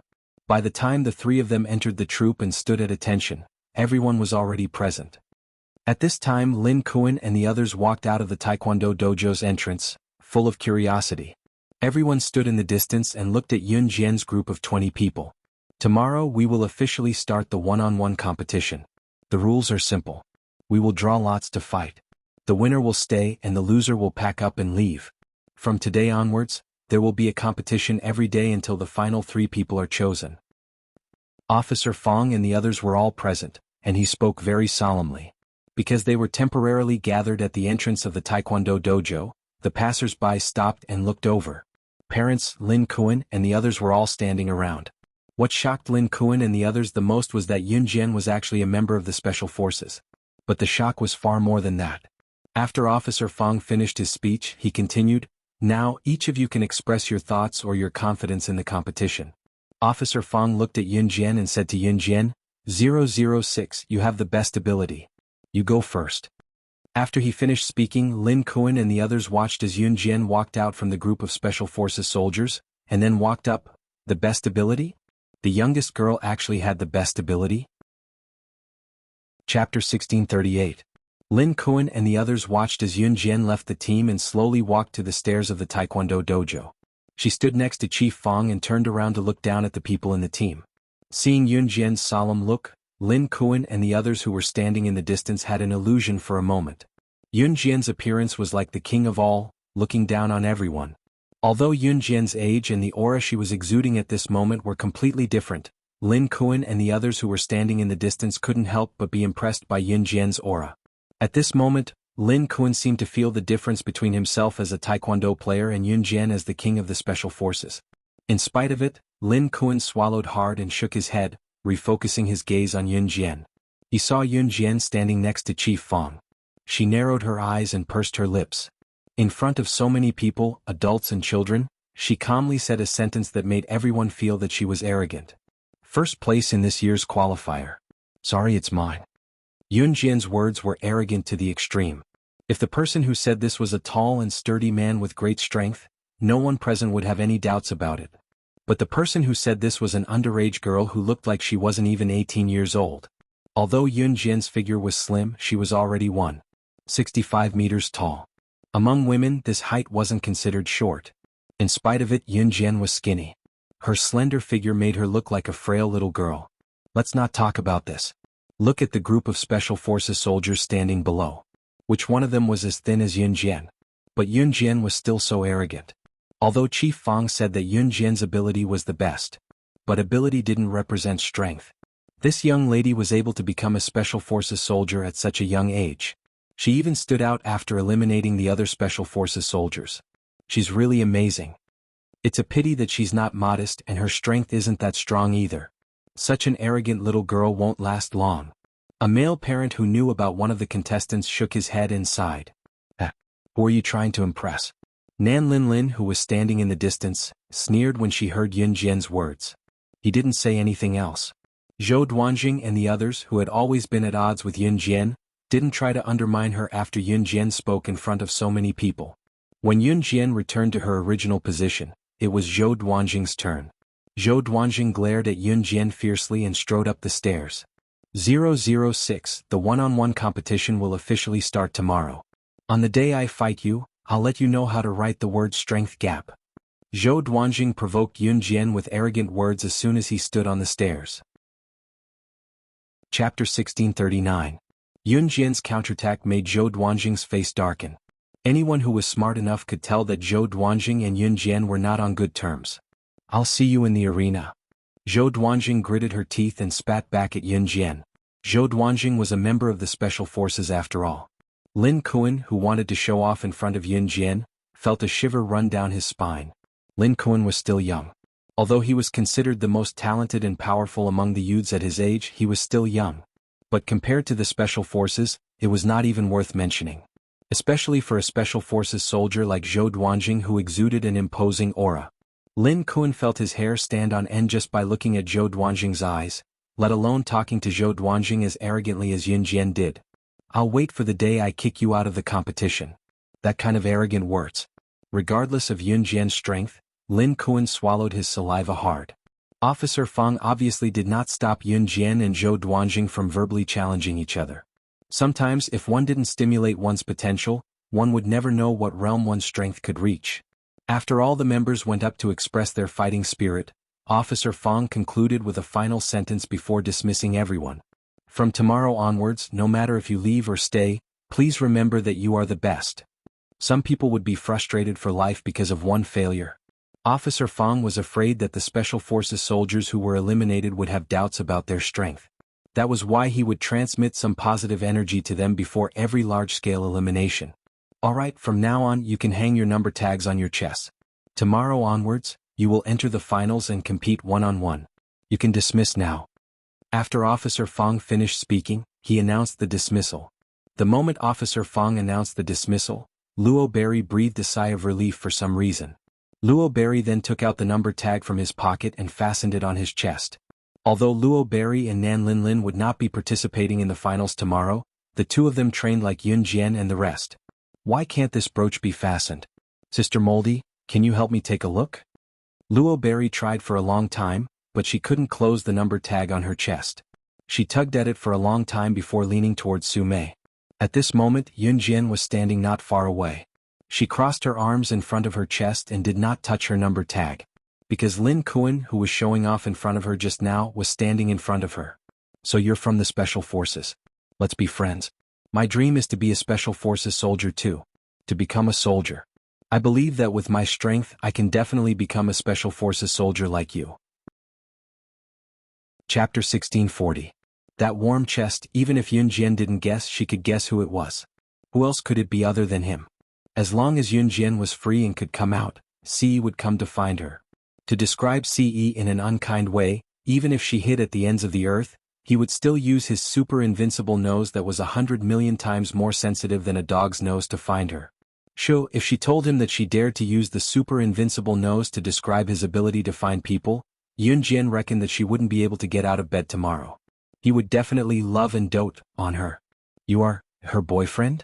Lin Kuan wasn't as ignorant as any of the boys that Yun Jian had met before. Other than being arrogant, Lin Kuan was an outstanding person. Hearing Ce call Yun Jian his woman, Lin Kuan immediately reacted. The man in front of him was Yun Jian's boyfriend? We are already married. She is now my wife. Ce didn't care what Lin Kuan thought of Yun Jian. As he spoke, he reached his slender hand into his trouser pocket. Yun Jian only needed to look at Ce's hand gesture to know what Ce was going to do. He was going to take out their marriage certificate from country R again? Yun Jian felt a little embarrassed to talk about Ce's strange habit. She coughed twice and reached out to grab Ce's hand, stopping Ce from taking out the marriage certificate. Ce was going to show off the marriage certificate before putting it back, but with Yun Jian holding his palm and feeling the soft, girlish touch, he was so mesmerized by her beauty that he forgot to reach his hand into his pocket to retrieve the marriage certificate. Hearing Ce say that Yun Jian was his wife, the surrounding people were a little surprised. However, looking at Ce's handsome face, they couldn't refute him. Ce's handsomeness made everyone present speechless. Ahem. That's her boyfriend, I know. Lin Kuan coughed twice. Couples in school would sometimes use husband and wife to refer to each other. Lin Kuan didn't find it strange. I just want to be friends with her. After all, we are both outstanding talents. It's normal for talents to make friends with talents. Besides, I don't have any bad intentions. Lin Kuan thought that he was in the right as he spoke to Ce boldly. In spite of it, Ce cut Lin Kuan off halfway through. Do you think you're worthy of being friends with my woman? Befriending his Xiao Jian? Ce held back his urge to shoot Lin Kuan as he hugged Yun Jian's soft body and refused to let go. So soft, especially the fullness that his arm rubbed against. And just by rubbing her plump breasts with his hand, he could feel her fullness. I really want to rub it, touch it, lick it. Cough cough. If Yun Jian knew what Ce was thinking right now, she probably wouldn't allow Ce to hug her. Wow. Yun Jian, you're married. Congrats, congrats, congrats. As a good friend, I'm definitely going to attend your wedding in the future. Luo Mei was surprised by Ce's words, but she chose to believe him and congratulated Yun Jian right away. Luo Mei was still fiddling with the number tag on her chest with Su Mei, so she congratulated Yun Jian when she heard what Ce said. Su Mei was surprised as well, but she was more mature than Luo Mei, so she did not say much. Of course. Hearing that Luo Mei was going to attend her and Ce's wedding, Yun Jian broke into a smile. Luo Mei lowered her head to fiddle with her number tag after she was done talking to Yun Jian. Why couldn't she get it up? Nan Linlin, who was a distance away, was indignant when she saw that Yun Jian had such a handsome boyfriend. Seeing that Luo Mei was close to Yun Jian and was fiddling with her brooch, Nan Linlin walked over and bumped into Luo Mei hard. Luo Mei fiddled with the brooch and it pierced into her hand. She screamed from the pain. Yun Jian and Su Mei were about to make a move when they saw it. However, before Yun Jian and Su Mei could do anything, Nan Linlin, who was about to enter the Taekwondo dojo, was grabbed by Mo Sen, who was standing behind Ce, stopping her from moving forward. Chapter 1642. As soon as Ce finished speaking, Officer Fong, who was holding a glass of wine to toast Ce, didn't forget to toast the people around him. When Ce said the last sentence, Officer Fong was still holding a glass of wine to toast the people around him. At the same time, Officer Fong had already put the glass to his mouth and took a small sip of wine. The wine was still lingering in his mouth, but before he could swallow it, Ce's words had already rung out. These shocking words caused Officer Fong to spit out the wine he hadn't swallowed in time. It sprayed directly onto the face of a Special Forces soldier sitting in front of him. After Officer Fong let out a sigh of relief, his expression changed drastically. He hurriedly took out pieces of tissue paper from the dining table and apologized while wiping the face of the Special Forces soldier who had been sprayed in front of him. Sir, I'm fine. The Special Forces soldier, who had been sprayed all over, looked at Officer Fong with a fake smile and continued speaking. How could he be fine? His face was covered in the other party's saliva. Cough cough. It's my fault, it's my fault. Officer Fong forced an awkward smile and looked at the Special Forces with an apologetic expression. After wiping the Special Forces soldier's face, Officer Fong came back to his senses and saw that Ce had already let go of Yun Jian's belly. Actually, Yun Jian had blushed and slapped away Ce's hand, who had shamelessly lied in front of everyone. The dishes were served one after another. At this moment, Ce wasn't holding Yun Jian's hand. Officer Fong was a little puzzled, but he didn't ask any further. Cough. He was afraid that he would ask something strange again. The Special Forces soldiers had all undergone a physical examination before entering the selection grounds. Professionals could tell if a woman was pregnant just by touching her belly during the physical examination. Therefore, Officer Fong wasn't afraid that Yun Jian would hurt her belly and have a miscarriage during the finals. Cough cough. Ce pampered Yun Jian so much. He had been holding on to Yun Jian's hand ever since he entered the room. Why did he let go now? Just as Officer Fong was puzzled, Ce reached out with his slender hand. His well-defined hand held a pair of chopsticks and picked up a lobster from a plate not far away. He then placed it into his bowl. Then he used his delicate and perfect hands to peel off the shell of the lobster. Young people these days like to eat lobsters. Lobsters live in unclean places, so it's better to eat less of them. A Special Forces soldier next to him smiled and nodded before speaking to Ce. The Special Forces soldier was in his 40s and was considered old for his age. He was also very concerned about his diet and health, so he did not mean anything else when he said that to Ce. Lobsters originally lived in dirty places such as smelly drains, so it was useless to eat too much of them. However, if one really liked to eat them, they could still eat them a few times. Young people these days don't know how to eat healthy food. They only care about tasty food. Old Cheng, don't try to persuade him anymore. Young people eat well. It's best to eat and drink well first. Another Special Forces soldier next to the kind-hearted Special Forces soldier chimed in. Both of them were veteran officers who had been in the army for many years. They were strong and capable. As the two of them chatted, the topic of their conversation changed to something else. Ce, on the other hand, had not said a word since the beginning. His handsome face didn't look at Yun Jian. Instead, his eyes were fixed on the lobster he was peeling. Everyone around them thought that Ce liked to eat lobsters. Some people liked to eat lobsters, but they were too lazy to peel them. Delicious lobsters were usually fried with oil. After peeling the lobster, one's hands would be covered in oil. It was so oily that it couldn't be washed off. Therefore, many people were too lazy to eat lobsters even if they liked them. At least, the people around them thought that Ce was hardworking. Just as Ce was peeling the lobster swiftly and everyone thought that he was going to swallow it, Ce touched the plate of the lobster. Ce dipped the lobster meat in the bottom of the plate and fed the lobster that he had painstakingly peeled to Yun Jian. Xiao Jian, eat. He looked at her gently, showing a tenderness that he only showed to her. The people around them were surprised. Chapter 1643. Yun Jian loved to eat prawns and lobsters. However, she rarely ate lobsters because the shell was hard to remove. This was because Xiao Yunju had once fed Yun Jian the lobster he had painstakingly peeled. Yun Jian pinched Xiao Yunju's tender cheeks. Ce only found out about it then. Therefore, when the dishes were served today, Ce peeled the lobsters as soon as he saw them. He peeled it very carefully, peeling off all the hard shells without leaving a single trace. If one were to ask if Ce was a very hard-working person, the answer would be no. Ce never peeled lobsters himself. In fact, he had never eaten lobsters that were fished out of smelly drains before. However, ever since he saw Yun Jian eat the lobsters Xiao Yunju had peeled for her, she revealed a satisfied expression. She even pinched Xiao Yunju's cheeks. Ce was moved. In order to peel lobsters for Yun Jian, he had specially researched lobsters. Therefore, Ce quickly finished peeling off the shell of the lobster and delivered it to Yun Jian's mouth. Yun Jian was shocked. She glanced sideways at Ce. However, as she watched Ce, she bit, chewed, and swallowed the lobster.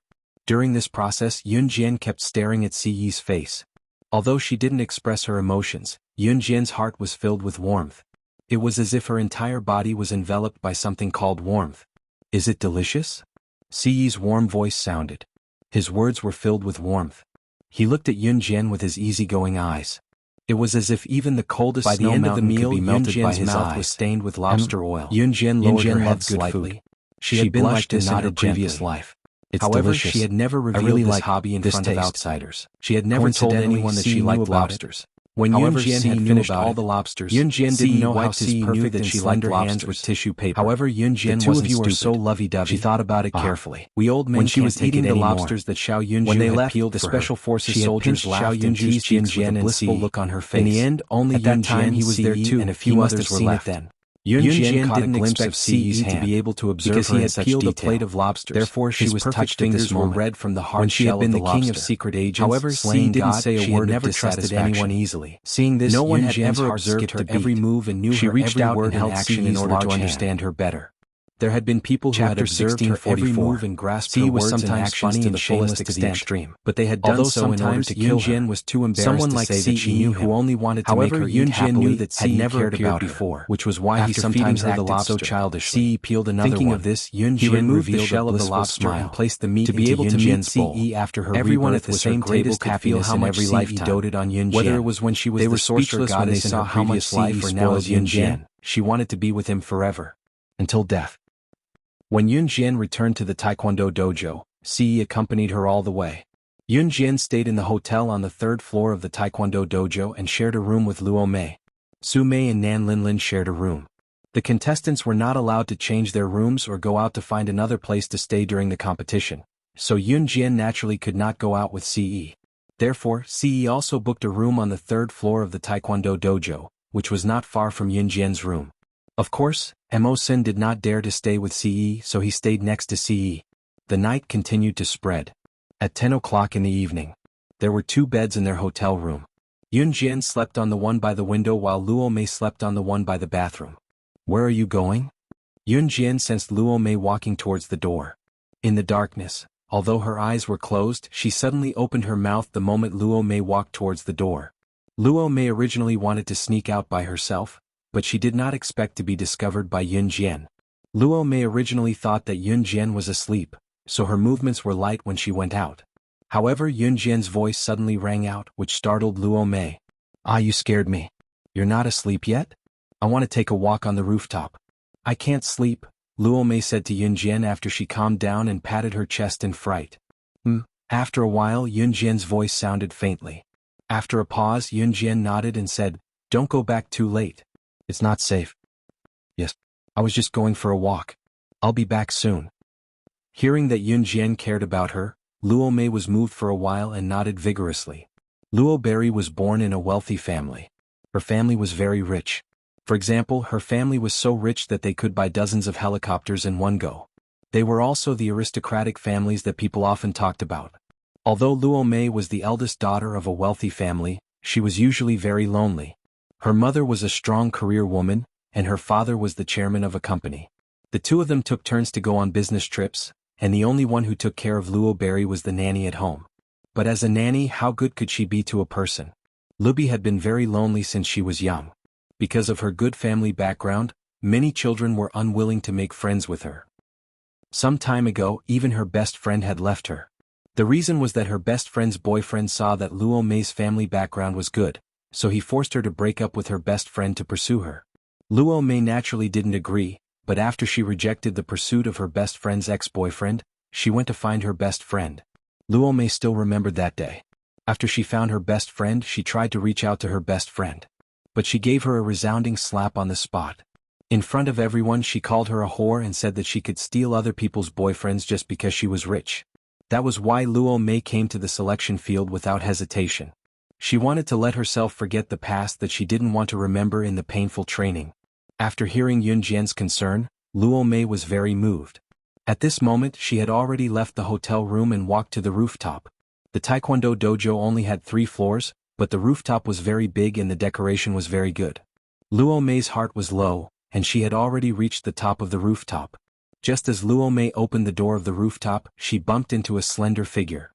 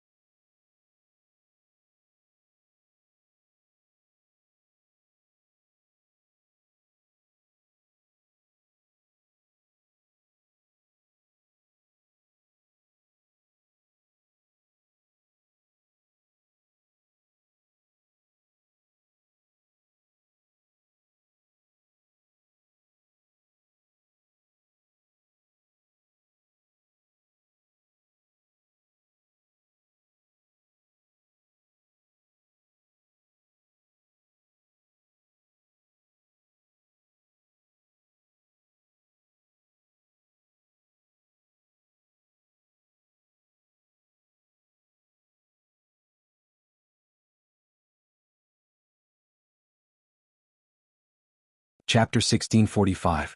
When Luo Berry met Mo Sen, she was really shocked. She originally just wanted to go to the rooftop to relax. It was already very late at 10 o'clock in the evening. Most of the people in the Taekwondo dojo were already asleep. Luo Berry actually felt so bad that she wanted to cry, but she was afraid that crying in the room would wake Yun Jian up or scare Yun Jian, so she ran to the rooftop. Luo Berry's best friend had played with Luo Berry since they were young. The two of them had been friends for 11 years.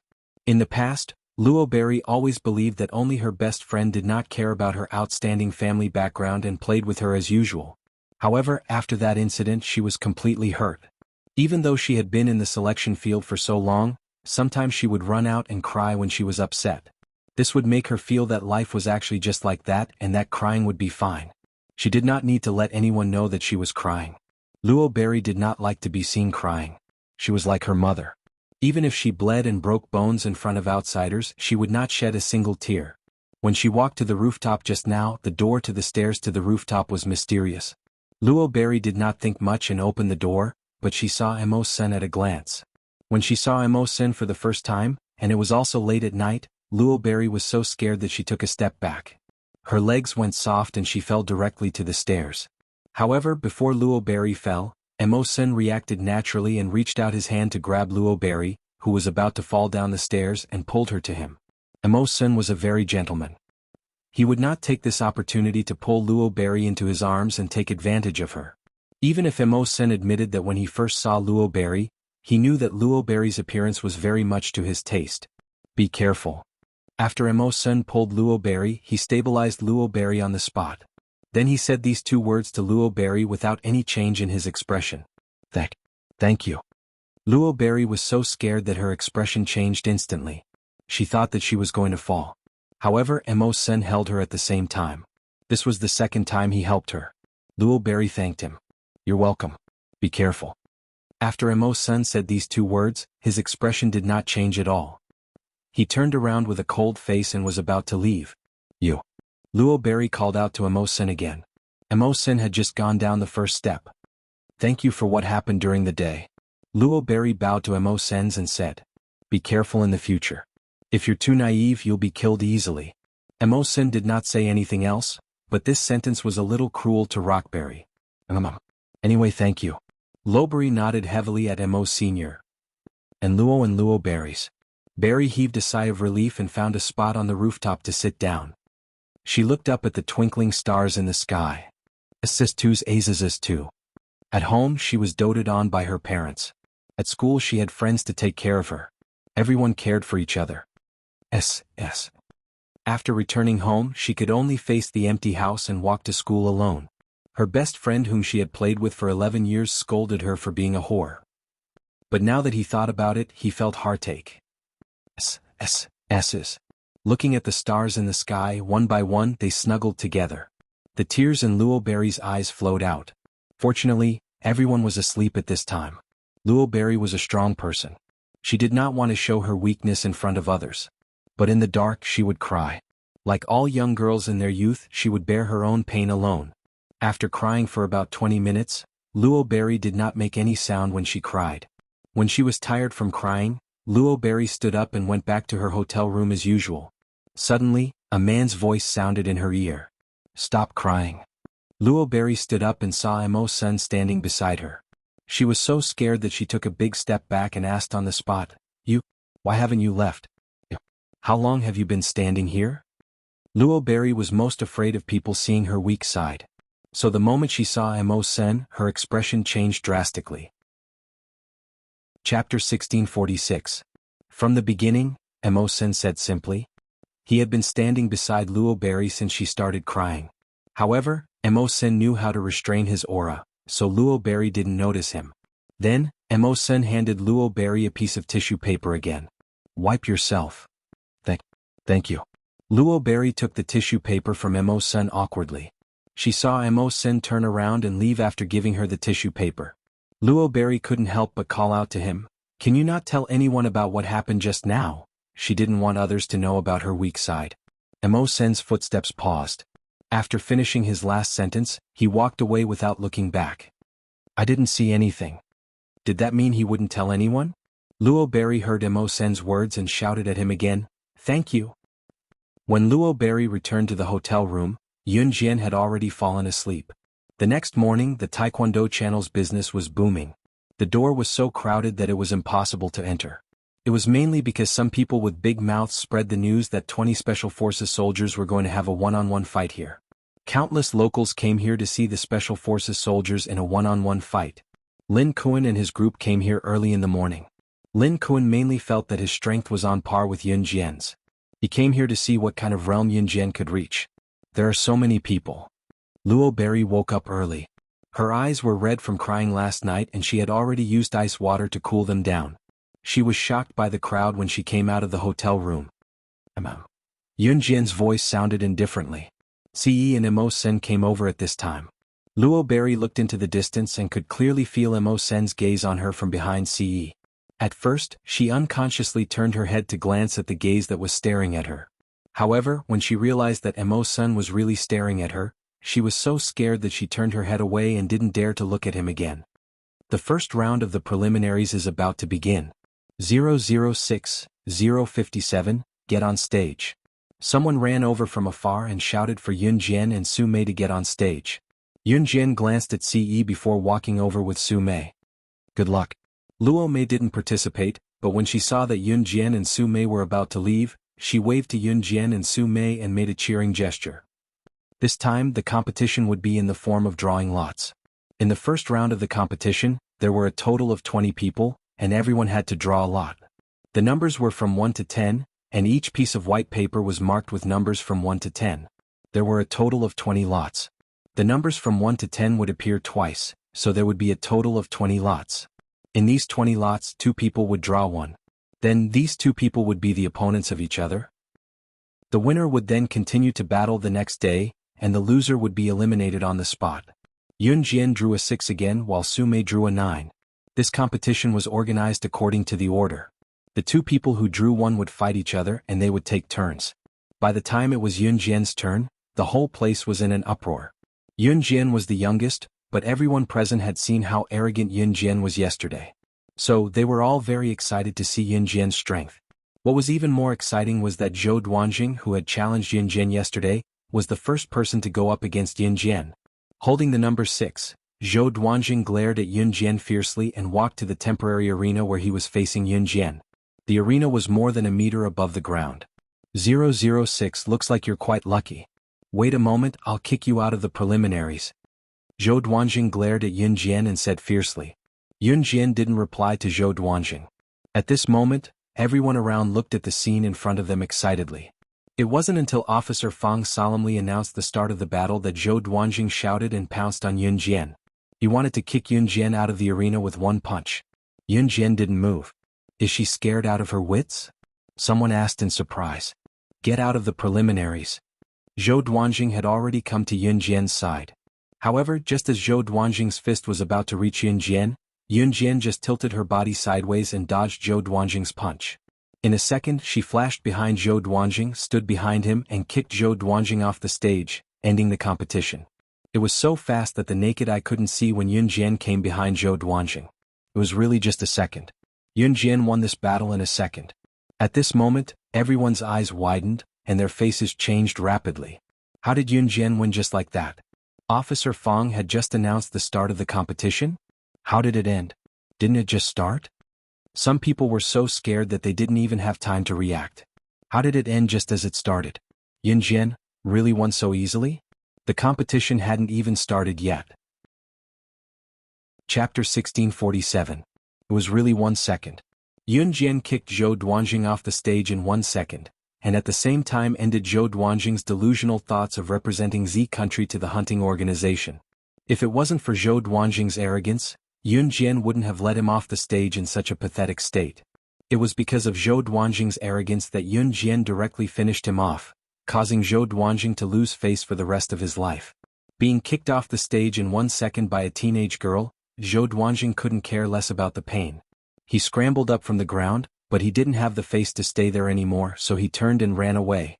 There was a dead silence in the surroundings. Everyone was waiting to see the battle between Yun Jian and Zhou Duanjing.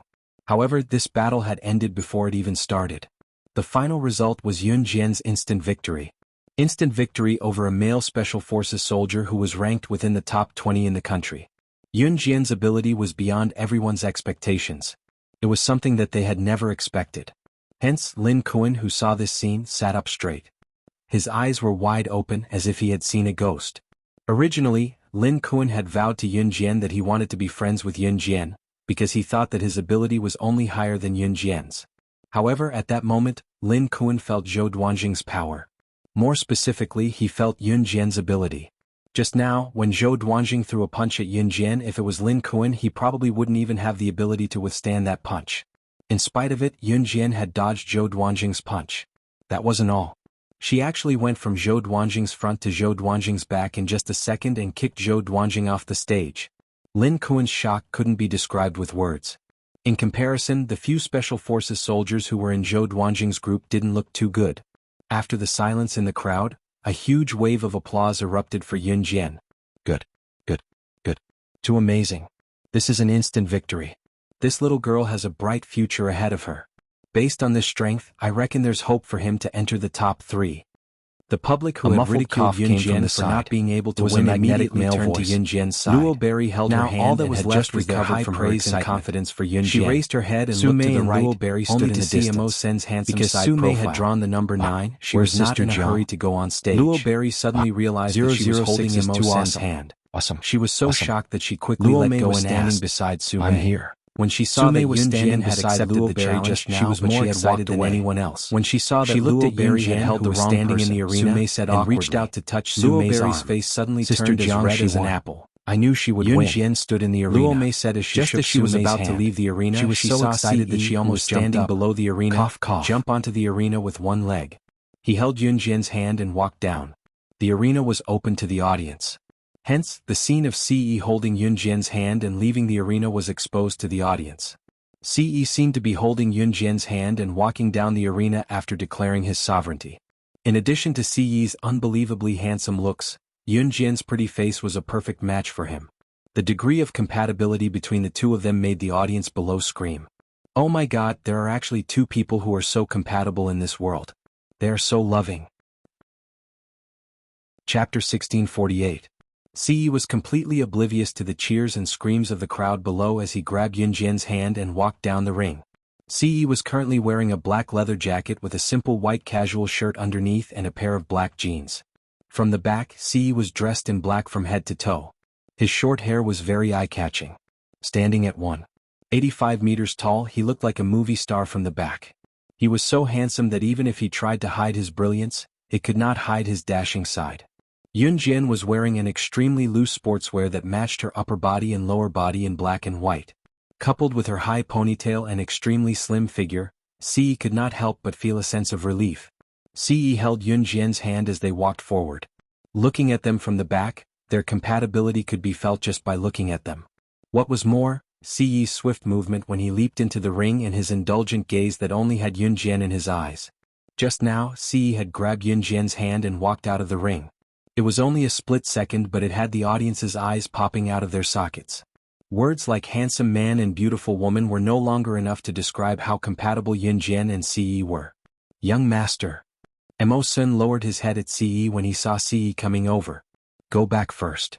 Ce did not look at Mo Senator. He held Yun Jian's hand and walked around Mo Sun and the others to leave, leaving Mo Sun with these words before he left. An Hun group was busy, especially Ce who was the leader of an Hun. He was busier than anyone else. In spite of it, Ce would not leave for the next few days. He had to accompany Yun Jian to get a spot in the hunting school and watch Yun Jian win. There was nothing more important than his woman. Xiao Jian was more precious to him than anything else. She was one of a kind. He asked Mo Sun to go back first because he wanted Mo Sun to go back to An Hun to deal with the organization's affairs. Yes. Mo Sun responded to Ce's order without any change in his expression. At this moment, Ce had already pulled Yun Jian's hand and left the Taekwondo dojo. After listening to Ce's order, Mo Sun sent a message to the helicopter pilot who had sent him and Ce here before walking out of the Taekwondo dojo. The live broadcast was still ongoing. The audience was still watching the one-on-one battle between the Special Forces soldiers. Other than Yun Jian, there was no one else who could defeat the opponent within a second. Most of the Special Forces needed about half an hour to determine the winner. There were some who were more outstanding, but compared to Yun Jian they were not worth mentioning. Seeing that Mo Sun was about to leave, Berry opened her mouth and shouted, You're leaving? In such a noisy Taekwondo dojo, Mo Sun heard Rockberry's shout immediately. Luo Berry's appearance suited Mo Sun's taste very well, and her voice was very recognizable to Mo Senator. Even if he didn't deliberately listen to her, he could still hear her voice in such a noisy scene. Yes. Mo Sun was a man of few words. Then you won't appear again? Luo Mei was confused and felt a sense of loss. Yes. Mo Sun still answered with one word. When Luo Berry heard this, she was disappointed. However, the two of them had never interacted before. This meeting was just a coincidence. Whether they would meet again in the future would depend on fate. Oh, be careful then. Luo Berry said to Mo Sen dejectedly. Anyone would be able to sense the sense of loss that he was feeling. Be careful. Worried about him? Mo Sen's footsteps paused slightly. He paused for a moment before leaving. Then he softly left behind an Im before walking away without looking back. Mo Sen was different from Adam. Although Mo Sen and Adam were biological brothers, Adam would do anything to keep the things he liked. However, Mo Sen was different. Mo Sen was not good with words when it came to the things he liked. At least that was what Mo Sen thought before this. His and Adam's lives were given by the young master, so their lives belonged to the young master. People had to learn to be grateful, and Mo Sen was the same. Looking at Mo Sen's slender figure, Luo Berry's eyes darkened, and she didn't look anymore. The Taekwondo dojo was still going on with the competition. Ce brought Yun Jian directly to a sea of flowers. There was no end in sight and there was some natural beauty. Trees, mountains, rivers, everything was natural scenery and nothing could be more beautiful. When Ce brought Yun Jian here, Yun Jian saw hot air balloons one after another not far away. She was slightly stunned. However, she heard Ce's magnetic male voice, and his breath sprayed on her head. Do you like it? Chapter 1649. This was a sea of flowers and the surroundings were colorful. It was so beautiful that it was like a paradise on earth, with a kind of natural beauty. Ce held Yun Jian's hand as they slowly walked over. Yun Jian looked around before looking up at Ce. Where are we? We can travel all over the place in the hot air balloon. Do you like the beautiful scenery we found yesterday? Ce asked again. As he spoke, he had already wrapped his slender arm around Yun Jian's waist. He lowered his head and looked at Yun Jian as though he was asking for Yun Jian's opinion. Seeing Ce's expectant expression, she wanted to write, "Hurry up and praise me. Hurry up and praise me," on Yun Jian's face. It was an innocent smile. She nodded at Ce. Yeah, I like it a lot. Hearing that she liked it, Ce broke into a smile. He held Yun Jian's hand and walked over to the uncle who was releasing the hot air balloon. This area of hot air balloons had been built by the uncle in front of them and a few investors who had partnered with him. There were many hot air balloons floating in the sky. There were many couples around and it was very crowded. The hot air balloon here was not the kind of hot air balloon that had a fixed location. It would float the tourists across the endless sea of flowers and slowly land on the opposite side of the river. Although it looked exciting, it was very safe. Hence, there were many tourists coming and going and many people riding the hot air balloons. In the blink of an eye, there were only 1 or 2 free hot air balloons left. Don't rush, don't rush. Everyone don't rush. Take your time. We've already contacted the warehouse to deliver the hot air balloons to everyone. Come one by one, don't rush. The owner of the hot air balloon, the uncle, was waving his hand to signal the passengers to not rush and that the hot air balloons would be delivered from the warehouse soon. In reality, the weather had been good and the sun was shining brightly over the past few days, so there were many people riding the hot air balloons. As a result, there were not enough hot air balloons. When the old man heard Ce's words, there were many people lining up for the hot air balloon.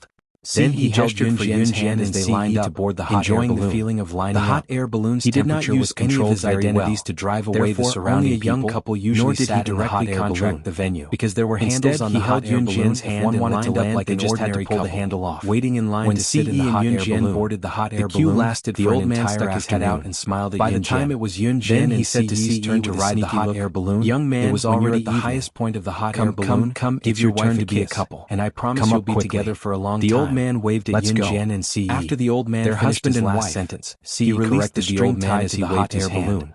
The hot air balloon immediately floated up from the ground and ascended into the sky. This little girl is so young, but she has a husband who dotes on her. This way. Just step on it.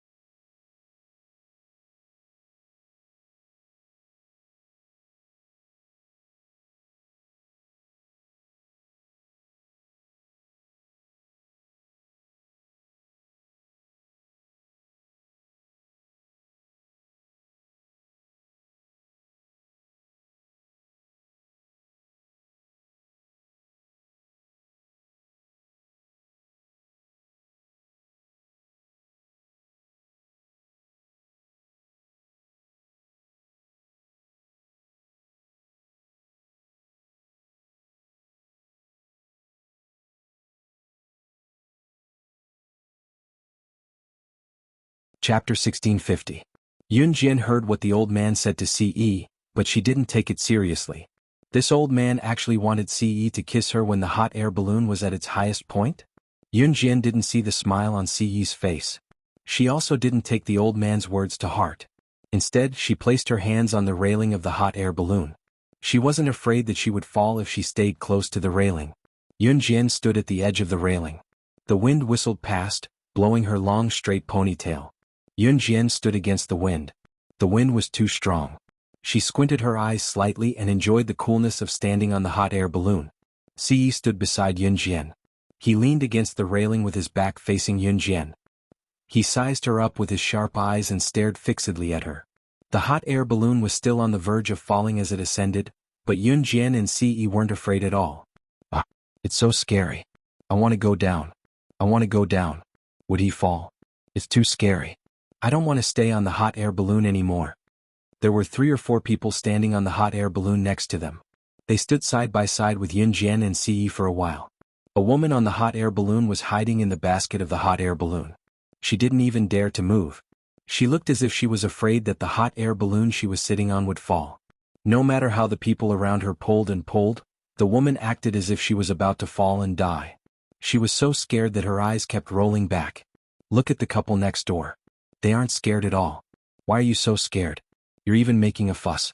Don't you feel embarrassed? On the hot air balloon next to Yun Jian's, a man was lecturing the woman who was so scared that her eyes were rolling back. However, the woman squatted down and hugged the basket of the hot air balloon. The hot air balloon flew high, and it did not have a rocket launcher like an airplane, nor was it like a Ferris wheel. At least, there was a pillar that was close to the ground to support the entire set. Sitting in a hot air balloon gave people the feeling that they were floating in the air, which made them feel extremely insecure. Not long after, the hot air balloon that was flying alongside Yun Jian and Ce chose to descend. It was probably not going to play anymore. On the other hand, Yun Jian and Ce's hot air balloon gradually rose higher and higher until the people standing on the ground felt as if they were about to fly into the clouds. The heat of the hot air balloon only lasted for a short while. It rose to its highest point and then began to gradually decrease. Ce sized up Yun Jian. This made Yun Jian shy for a moment. Ew. Why do you keep looking at me? There was no one here, but it had risen to the highest point. Yun Jian was a little shy as Ce kept staring at her. Ce had always been a person who was not good with words. He was not good with sweet nothings and did not know how to do romantic things. It was rare for him to be romantic today. Just as Yun Jian lowered her head, feeling shy from Ce's stare, Ce suddenly said, "Xiao Jian, I love you." She was shocked by Ce's words. He had barely mentioned words like, and love, in the past, let alone saying, "I love you" in a situation like this. The hot air balloon was already at maximum power and hovered at the highest point, where the clouds could be seen just by looking up. Before Yun Jian could react, Ce suddenly placed his hand on the railing of the hot air balloon and tugged at the rope that was tied to the basket, purposely creating a bump for the basket without letting Yun Jian notice. Yun Jian lost her footing and fell straight into Ce's arms. Ce caught Yun Jian's body and lowered his head, bending slightly to press his lips against Yun Jian's soft ones, biting away the petals of Yun Jian's lips intimately. Yun Jian did not react in time and was kissed head-on. Blinking, her long lashes fluttered, but she did not reject Ce's kiss. Chapter 1651. They were in the sky. How dare he? Yun Jian slapped Ce's pig-trotter hand away. She pressed her hand against the spot in front of her chest and Ce's chest. "Xiao Jian, let me touch." Ce released Yun Jian's lips playfully and made a shameless request to Yun Jian. "Don't." Yun Jian refused. In the end, she could not win against Ce. In the end, Ce reached his hand into her bra through her skin. After getting off the hot air balloon, Yun Jian ignored Ce and walked forward alone. He had actually acted so bashfully in front of her on the hot air balloon just now. Yun Jian did not want to talk about his bashful behavior anymore. "Xiao Jian, what's wrong?" Ce came over to hold Yun Jian's hand as usual and turned to ask her. Yun Jian did not fling Ce's hand away, but she ignored him. "Did I touch you just now?" Before Ce could finish, Yun Jian tiptoed to cover Ce's mouth. "Talk again and you're not allowed to do this in the future," Yun Jian told Ce. To Ce, her words sounded coquettish, causing Ce's lips to curl into a pretty smile. Did she mean that he could still treat her like this in the future? Seeing Yun Jian fling his hand away softly and walking away, Siyi's lips curled up before he chased after Yun Jian. Every Special Forces soldier was only allowed to fight once a day. A total of 10 Special Forces soldiers were eliminated in today's one-on-one battle. Among the candidates recommended by Principal Ma, other than Yun Jian, only Su Mei was not eliminated. The rest, be it Su Wenming, Wang Buren or Dong Xiu, were eliminated. The next day's battle was a 5 versus 5 battle. Yun Jian did not perform outstandingly on the second day, but after a few minutes of sparring, she kicked her opponent out of the ring and declared her victory. On the third day there were only 5 people left. These 5 people were Yun Jian, Su Mei, Wu Nengnai, and 2 other men whose names were unknown. 2 women made it to the final round of this year's qualifier. This made the audience a little surprised. After all, it was always the men who made it to the end in the previous qualifiers. Women were weaker than men, so the chances of them making it to the final round were slim.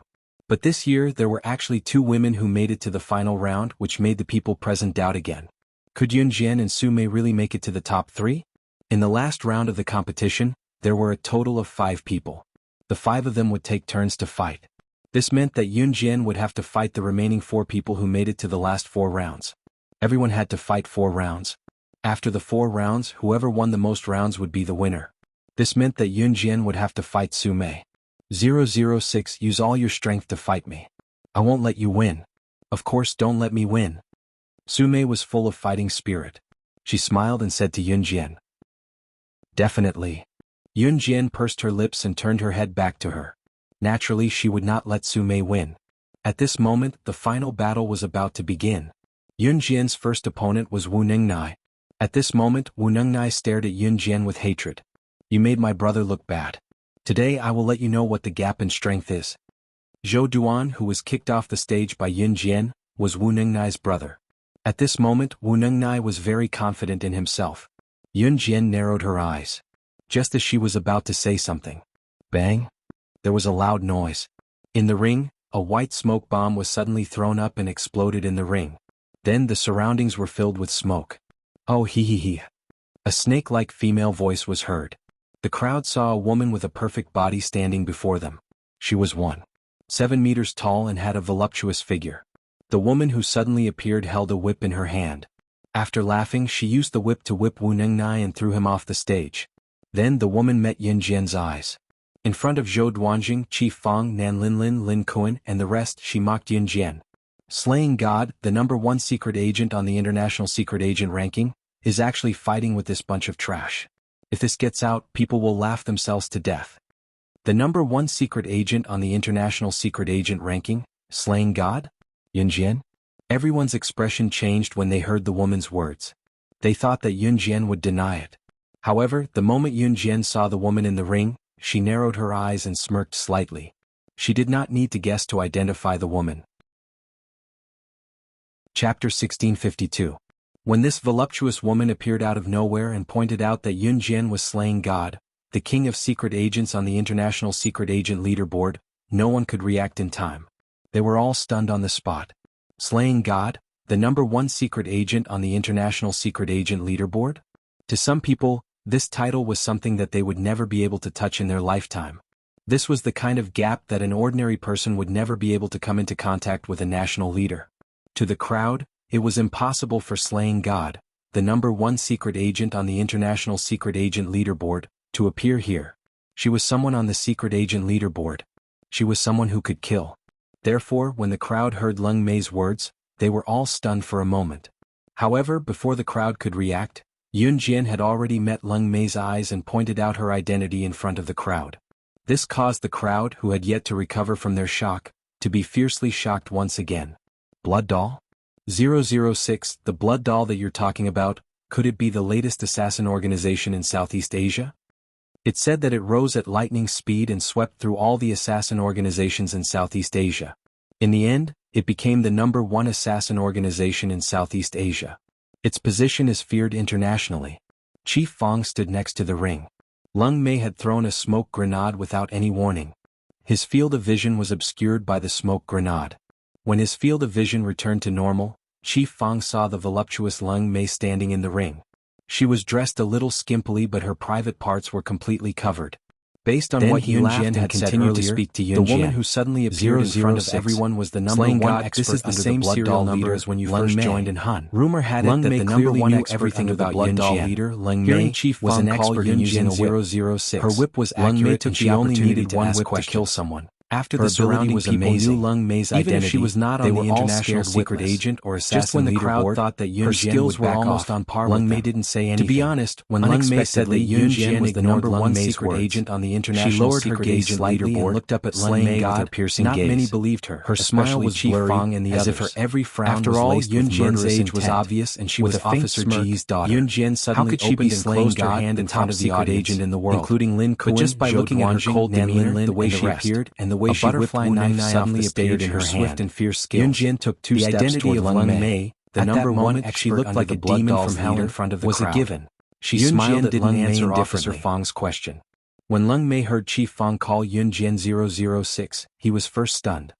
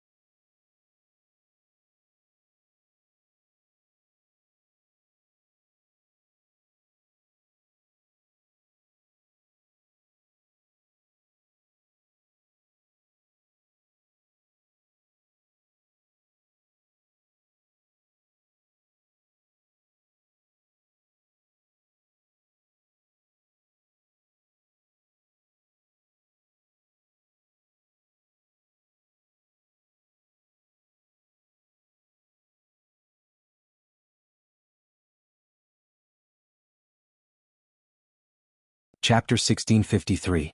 Yun Jian's words were clearly heard by all the spectators in the Taekwondo dojo. Everyone was shocked by Yun Jian's words and her confident aura. 006. You're crazy. How dare you talk to Leng Mei, the top fighter under the Blood Doll leader? Come back. We have to fight side by side. Officer Fang's face changed when he heard what Yun Jian said to Leng Mei. Was Yun Jian crazy? How dare she talk to Leng Mei like that? Leng Mei was the top fighter under the Blood Doll leader. Even if they had more than 20 special forces, they would have to think twice before dealing with her, right? But what about Yun Jian? How dare she say to Leng Mei, Blood Doll including you will become my captives so blatantly? Was she crazy? 006 is crazy. She must be crazy. Not only will she be finished by saying such things, but she will also get everyone here killed. Zhou Duanjing was already holding a grudge against Yun Jian because she was disqualified in the preliminaries.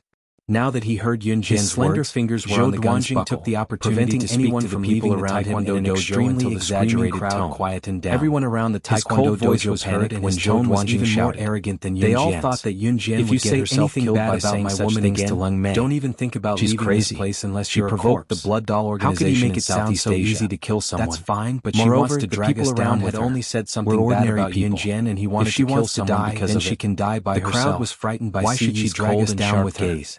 They saw Si sweeping his shout just now. The people around him cursed everyone's heart was pounded in fear. Everyone thought that Yun Jian's behavior just now would harm everyone. If anyone says anything bad about my woman again, this will be your outcome. Get out. After that, Si turned his gun sideways. We don't need special forces like you in our muzzle at the chain. There were even people who cursed at Yun Jian who was standing in the ring with chilling words. The gun fell. Although Yun Jian's words were arrogant, so accurate that it didn't dare to take Yun Jian's words as a joke. What a joke. She was not dumb enough to think that Yun Jian was joking when she heard slaying God's words. However, Leng Mei was stunned at this moment. She was stunned by the audience who were desperately shouting for Yun Jian to get out of the arena. However, Leng Mei only smiled coldly for a while, as if mocking the ignorant audience below. this group of selfish humans. Bang bang bang. At this moment, 3 gunshots rang out and hit the high ceiling of the Taekwondo dojo without warning. The gunshot rang out and the gun fell. When everyone reacted, they were so scared that they screamed, "Ah! Ah! Gun! You have a gun?" Before the exclamation could be heard, the crowd had already rushed out of the Taekwondo hall. However, before anyone could rush out of the Taekwondo dojo, the gunshot rang out again. This time, it landed at the entrance of the Taekwondo dojo. As the crowd passed by, they saw Ce standing at the same spot.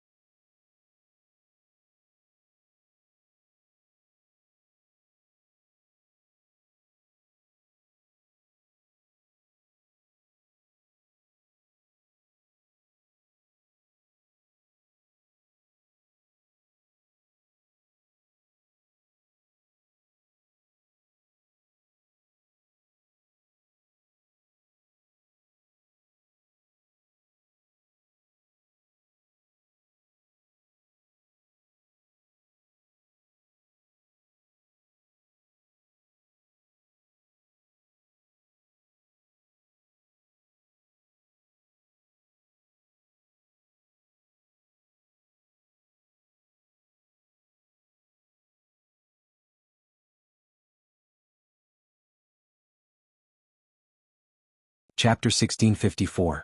Ce's actions frightened everyone around him. Fortunately, there was no one standing next to the huge chandelier in the Taekwondo dojo.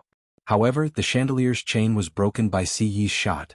The huge chandelier crashed from the ceiling to the ground, making a loud noise. The entire chandelier was smashed into pieces within a few seconds. The broken parts were unbearable to look at. If there had been anyone standing around, even if they hadn't been frightened, they would have been pierced by the glass shards that flew everywhere when the chandelier shattered. Ce's move was absolutely ruthless. It was enough to scare everyone to death.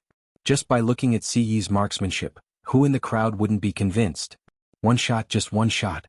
He didn't even look when he shot the chandelier's chain. With such marksmanship, even if the crowd tried to escape, it was highly likely that they would be shot in the head and die. In addition, Ce had protected Yun Jian just now. The crowd was stunned and didn't dare to say a word. Ce's actions were purely to give Yun Jian some peace and quiet. It was a battle between Yun Jian and the Blood Doll's #1 expert, Leng Mei. Officer Fong was also shocked by Ce's marksmanship. However, he reacted very quickly. 006, don't do anything stupid. She is the Blood Doll's #1 expert, Leng Mei. Let's fight together. We're not afraid of her. Don't mess around by yourself. Officer Fong still didn't relent. He was worried about Yun Jian, so he kept talking to Yun Jian. Officer Fong knew that Yun Jian was Gu Yunjian's daughter. He also had some friendship with Gu Junjian. Naturally, he couldn't just stand by and watch something happen to Yun Jian. Moreover, the opponent this time was the #1 expert under the Blood Doll's leader. Leng Mei was an assassin who crawled out from a pile of corpses.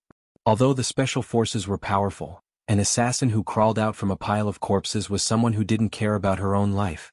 After all, the special forces were tied down.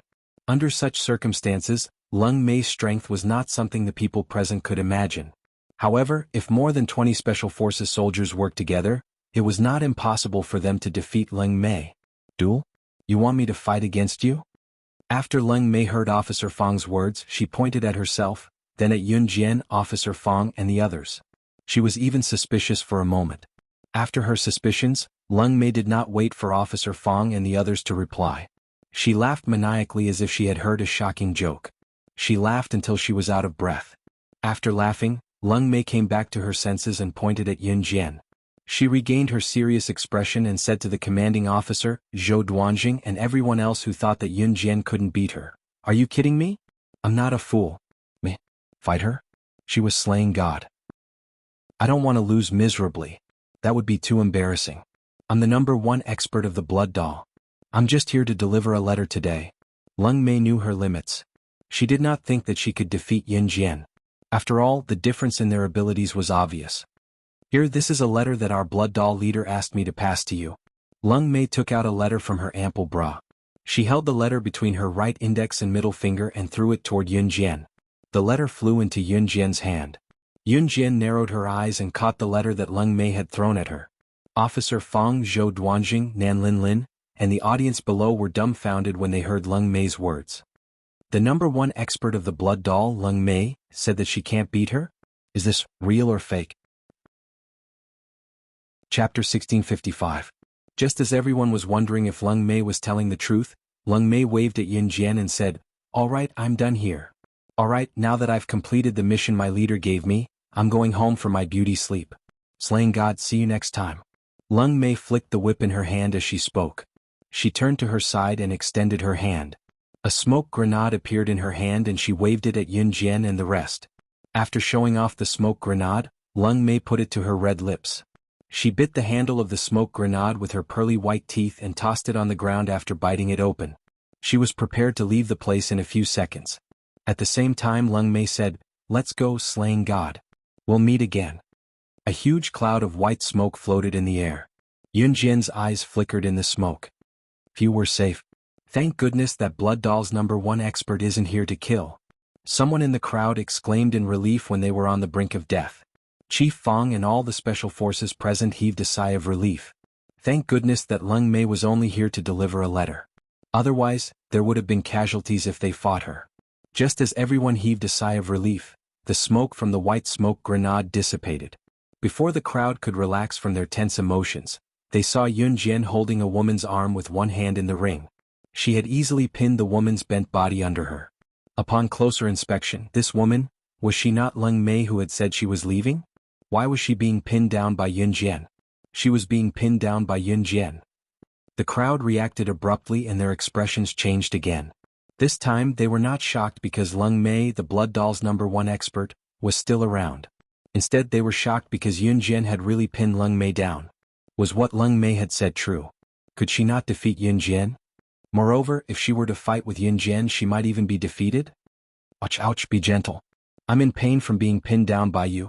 Leng Mei did not panic even though she was being pinned down by Yun Jian. She relaxed her arms since she was pinned down by Yun Jian.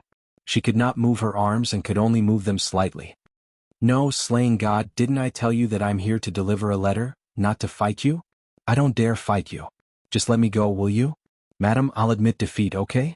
If Leng Mei knew that she had been captured by Yun Jian, she would not have come even if the leader had offered her 100 million USD. Moreover, it was only a mere 5 million USD salary. "Where's Blood Doll's headquarters?" Yun Jian asked faintly, suppressing Leng Mei. "I can't say that." Leng Mei shook his head and shrugged. "Then you'll stay here and be my prisoner." Yun Jian pinned Leng Mei down, not giving her a chance to stand up and fight back. Yun Jian and Leng Mei's conversation baffled the onlookers below them. What was going on? Why was Yun Jian asking about Blood Doll's headquarters? Did she really think that she was Slaying God, the number one expert on the international secret agent ranking? Even if Leng Mei said so, how was that possible? So what if she had pinned Leng Mei down? It did not mean that she was Slaying God, the number one expert on the international secret agent ranking. Just as the audience refused to believe it, two silhouettes flashed through the entrance. The two beautiful silhouettes appeared in the ring in a flash. Looking closely, it was Qingyu and Gunyanji. When the audience saw Qingyu and Gunyanji they were shocked. Who were these two people? Chapter 1656. Calling Yun Jian Sister Jian? Everyone present was slightly surprised. These two young girls were calling Yun Jian Sister Jian. Who were the two of them? After Qingyu and Gunyanji shouted at Yun Jian, Qingyu explained to Yun Jian. "Sister Jian, we've chased Leng Mei all the way here but she tricked us and even made us. Cough. So hand her over to us. I'll write my name Qingyu backwards if I don't get back at her for tricking us." As she spoke, Qingyu clasped her hands together, her knuckles cracking loudly. Yun Jian knew that Qingyu and Gunyanji must have fought with Leng Mei once she heard what she said. Yes. She tricked us into the pigsty just now. Both of us jumped into the pigsty and were almost suffocated to death. I'm so pissed. Sister Jian, you must hand Leng Mei over to us. Gunyanji, the useless teammate, blurted out how she and Qingyu were lured into the pigsty by Leng Mei in front of everyone. Qingyu sighed with a hand on her forehead when she heard that. "Don't, it's not that serious. Both of you jumped into the pigsty yourself, don't blame me." Leng Mei snickered and coughed dryly before speaking to Qingyu and Gunyanji. Gunyanji went over and knocked on Leng Mei's head. Then Leng Mei was dragged away by Qingyu and Gunyanji. What happened just now, could it be a farce? Someone below could not help asking when they saw Leng Mei being dragged away by Qing Yu and Gun Yanji. So the gun he used just now was a fake too? Someone turned to glance at CE and asked with a chuckle. It must be. Everything that happened just now was definitely just a farce. You gave me a fright for nothing. Ah, the Taekwondo dojo sure knows how to play. Someone else chimed in.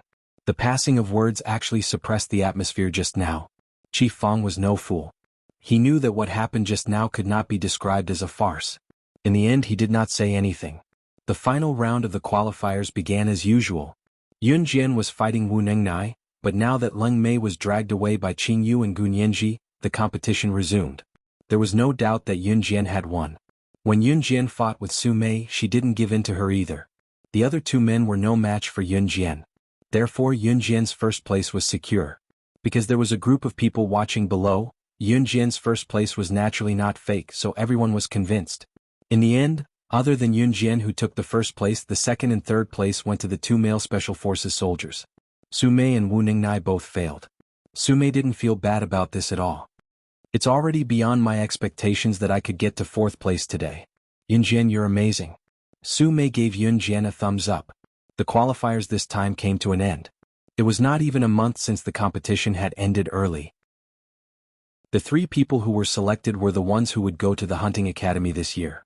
Meanwhile, Chief Fang called Yun Jian to a corner and asked Yun Jian in private. About what happened just now. It was just an accident. You don't have to bring it up again, Chief Fang. Yun Jian answered the question that Chief Fang wanted to know. Cough. Alright, as long as you're safe. Chief Fang did not suspect that Yun Jian was slaying God at all. He was just worried that Yun Jian was related to Blood Doll. However, after listening to Yun Jian's words and considering Yun Jian's ability, Chief Fang did not say anything else. Yun Jian did not ask any more questions after Leng Mei was pulled away by Qing Yu and Gun Yanji. She had just bid farewell to Chief Fang and was about to leave when she bumped into a meat wall. Yun Jian bumped into Siyi's firm chest while Siyi extended his long arm and pulled Yun Jian into his embrace. Even Officer Fang, who was already married and had a child, blushed slightly at this scene. Cough cough. Let's call it a day. You've won first place. Just wait for our notice. The competition is over. You can leave if you have someone to pick you up. Now that the competition was over, everyone was heading home to check on their own condition. Let's go home.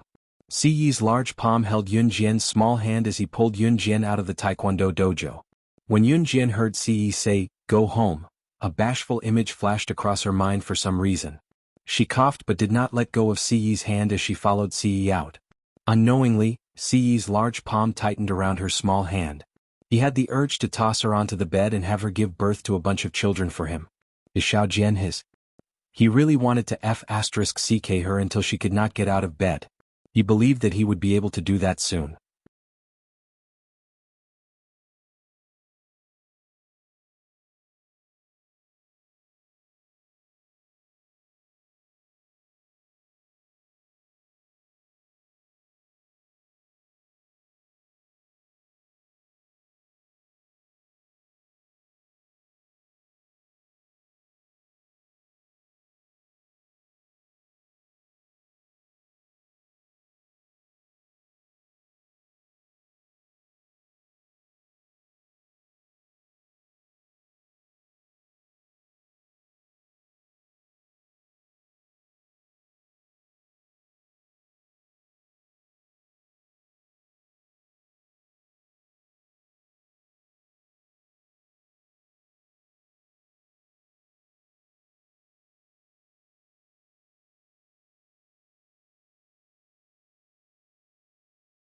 Chapter 1657. The qualifier came to an end and the candidates were selected. Other than Yun Jian, the other two male special forces were veteran special forces above the age of 40. Their capabilities were undeniably strong. Like the previous years, other than Yun Jian who was a freak, the other two male special forces were above the age of 40. In the past, the youngest of the top 3 candidates who could go to the hunting school was above the age of 30. After all, the older one was, the more capable one was. It was an unchanging law. Yun Jian was already considered an anomaly. Yun Jian had CE to pick her up, so she did not return to Min City with Chief Fang and the rest. The military academy was still in its school term and the qualifier this time took about a month. It was less than a month but it was almost time. Because sending Yun Jian to the qualifier required a separate leave, Yun Jian was the only one in the entire Min City Military Academy who had applied for leave, so Yun Jian had to go to school once she returned to Min City. However, before she went to Min City, Yun Jian made a trip back to Longmen City in her home. After staying a night in Longmen City, Yun Jian returned to Min City Military Academy. Throughout the night, Ce had been hugging and rubbing against her. Cough. Other than the last step, he had done everything else. Cough cough. The next morning, Ce returned to an Hun group. Shuang had sent a helicopter to pick him up. Before he left, Ce was still hugging Yun Jian bashfully. After Ce left, Yun Jian stretched lazily and got out of bed. Packing her bag, she went to Gu Yunjian's house to have a few bites of the breakfast Qin Yiru had made. There was a bowl of porridge, a tea egg and 2 meat buns. Yun Jian loved the taste of Qin Yiru's cooking, so she finished the food in no time. Eat slowly. Xiao Jin, you've lost weight again. You must eat well when you go to school. Don't get any thinner. My heart aches when I see you like this. Qin Yiru had just returned from Xinjiang town not long ago. Looking at Yun Jian's thin and frail figure, she could not help but feel sorry for Yun Jian and kept adding more porridge for her.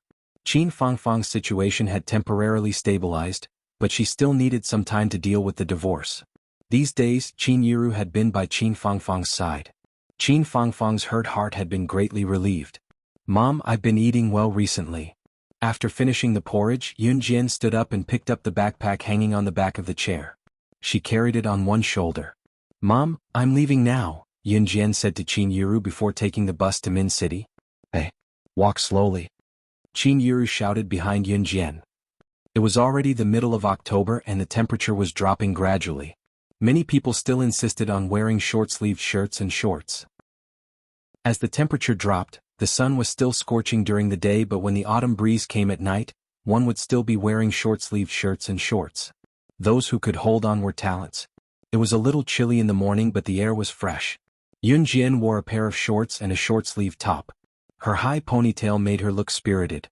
Seeing that her classmates had already dismissed their classes and Yun Jian had only rushed back to school the day after, classes were still going on as usual. Seeing that Yun Jian was back, Lin Wan, who had not seen Yun Jian for a month, sprung up from her seat and rushed over to hug her. Mu Ying, who was beside her, beamed at Yun Jian as well. She's back in less than a month. She must have been eliminated by the selection. Hee, but that's to be expected. Lin Shuya, who had always been at odds with Yun Jian, shrugged her shoulders and smiled coldly at Yun Jian. The girls around who were helping Lin Shuya immediately agreed. You guys. Lin Wan was about to reply for Yun Jian with a sullen face. A few excited voices came from the entrance. Yun Jian. You're back. Someone said that they saw you enter our school, but we didn't believe it. You're really back. Some of the boys and girls in Yun Jian's class were excited when they heard the excited voices ringing from the entrance. It's the members of Team Monarch. They must be here for Team Monarch's General/ing God. While the crowd was engaged in a heated discussion, the 6 of them, led by Chu Ning and Chu Xiangnan, walked in through the main entrance. How was it? Yun Jian, you must have gotten a place to go to the hunting academy, right? Hee. You won't let us down. Chu Xiangnan walked over and looked at Yun Jian with a grin. Are you guys stupid? She's back in less than a month. She must have been eliminated. Lin Shuya, who was a distance away, reminded them once again. The selection lasted for a month and people could be eliminated at any time. Yun Jian came back so early. What else could it be other than being eliminated? Just when everyone was stunned by Lin Shuya and thought that she made sense, that Yun Jian must have returned because she had been eliminated, Yun Jian spoke up and retorted without holding back. You're right, Lin Shuya. You're right. You're tuning in to the Han Li's Wuxia Chronicles YouTube channel. We're so grateful for your support, and don't forget to subscribe to join us on this incredible journey through captivating stories. Your generosity through donations truly makes a world of difference, as it's the primary source of revenue that allows me to expand and enhance this channel for you. Thank you from the bottom of my heart for being a part of this adventure.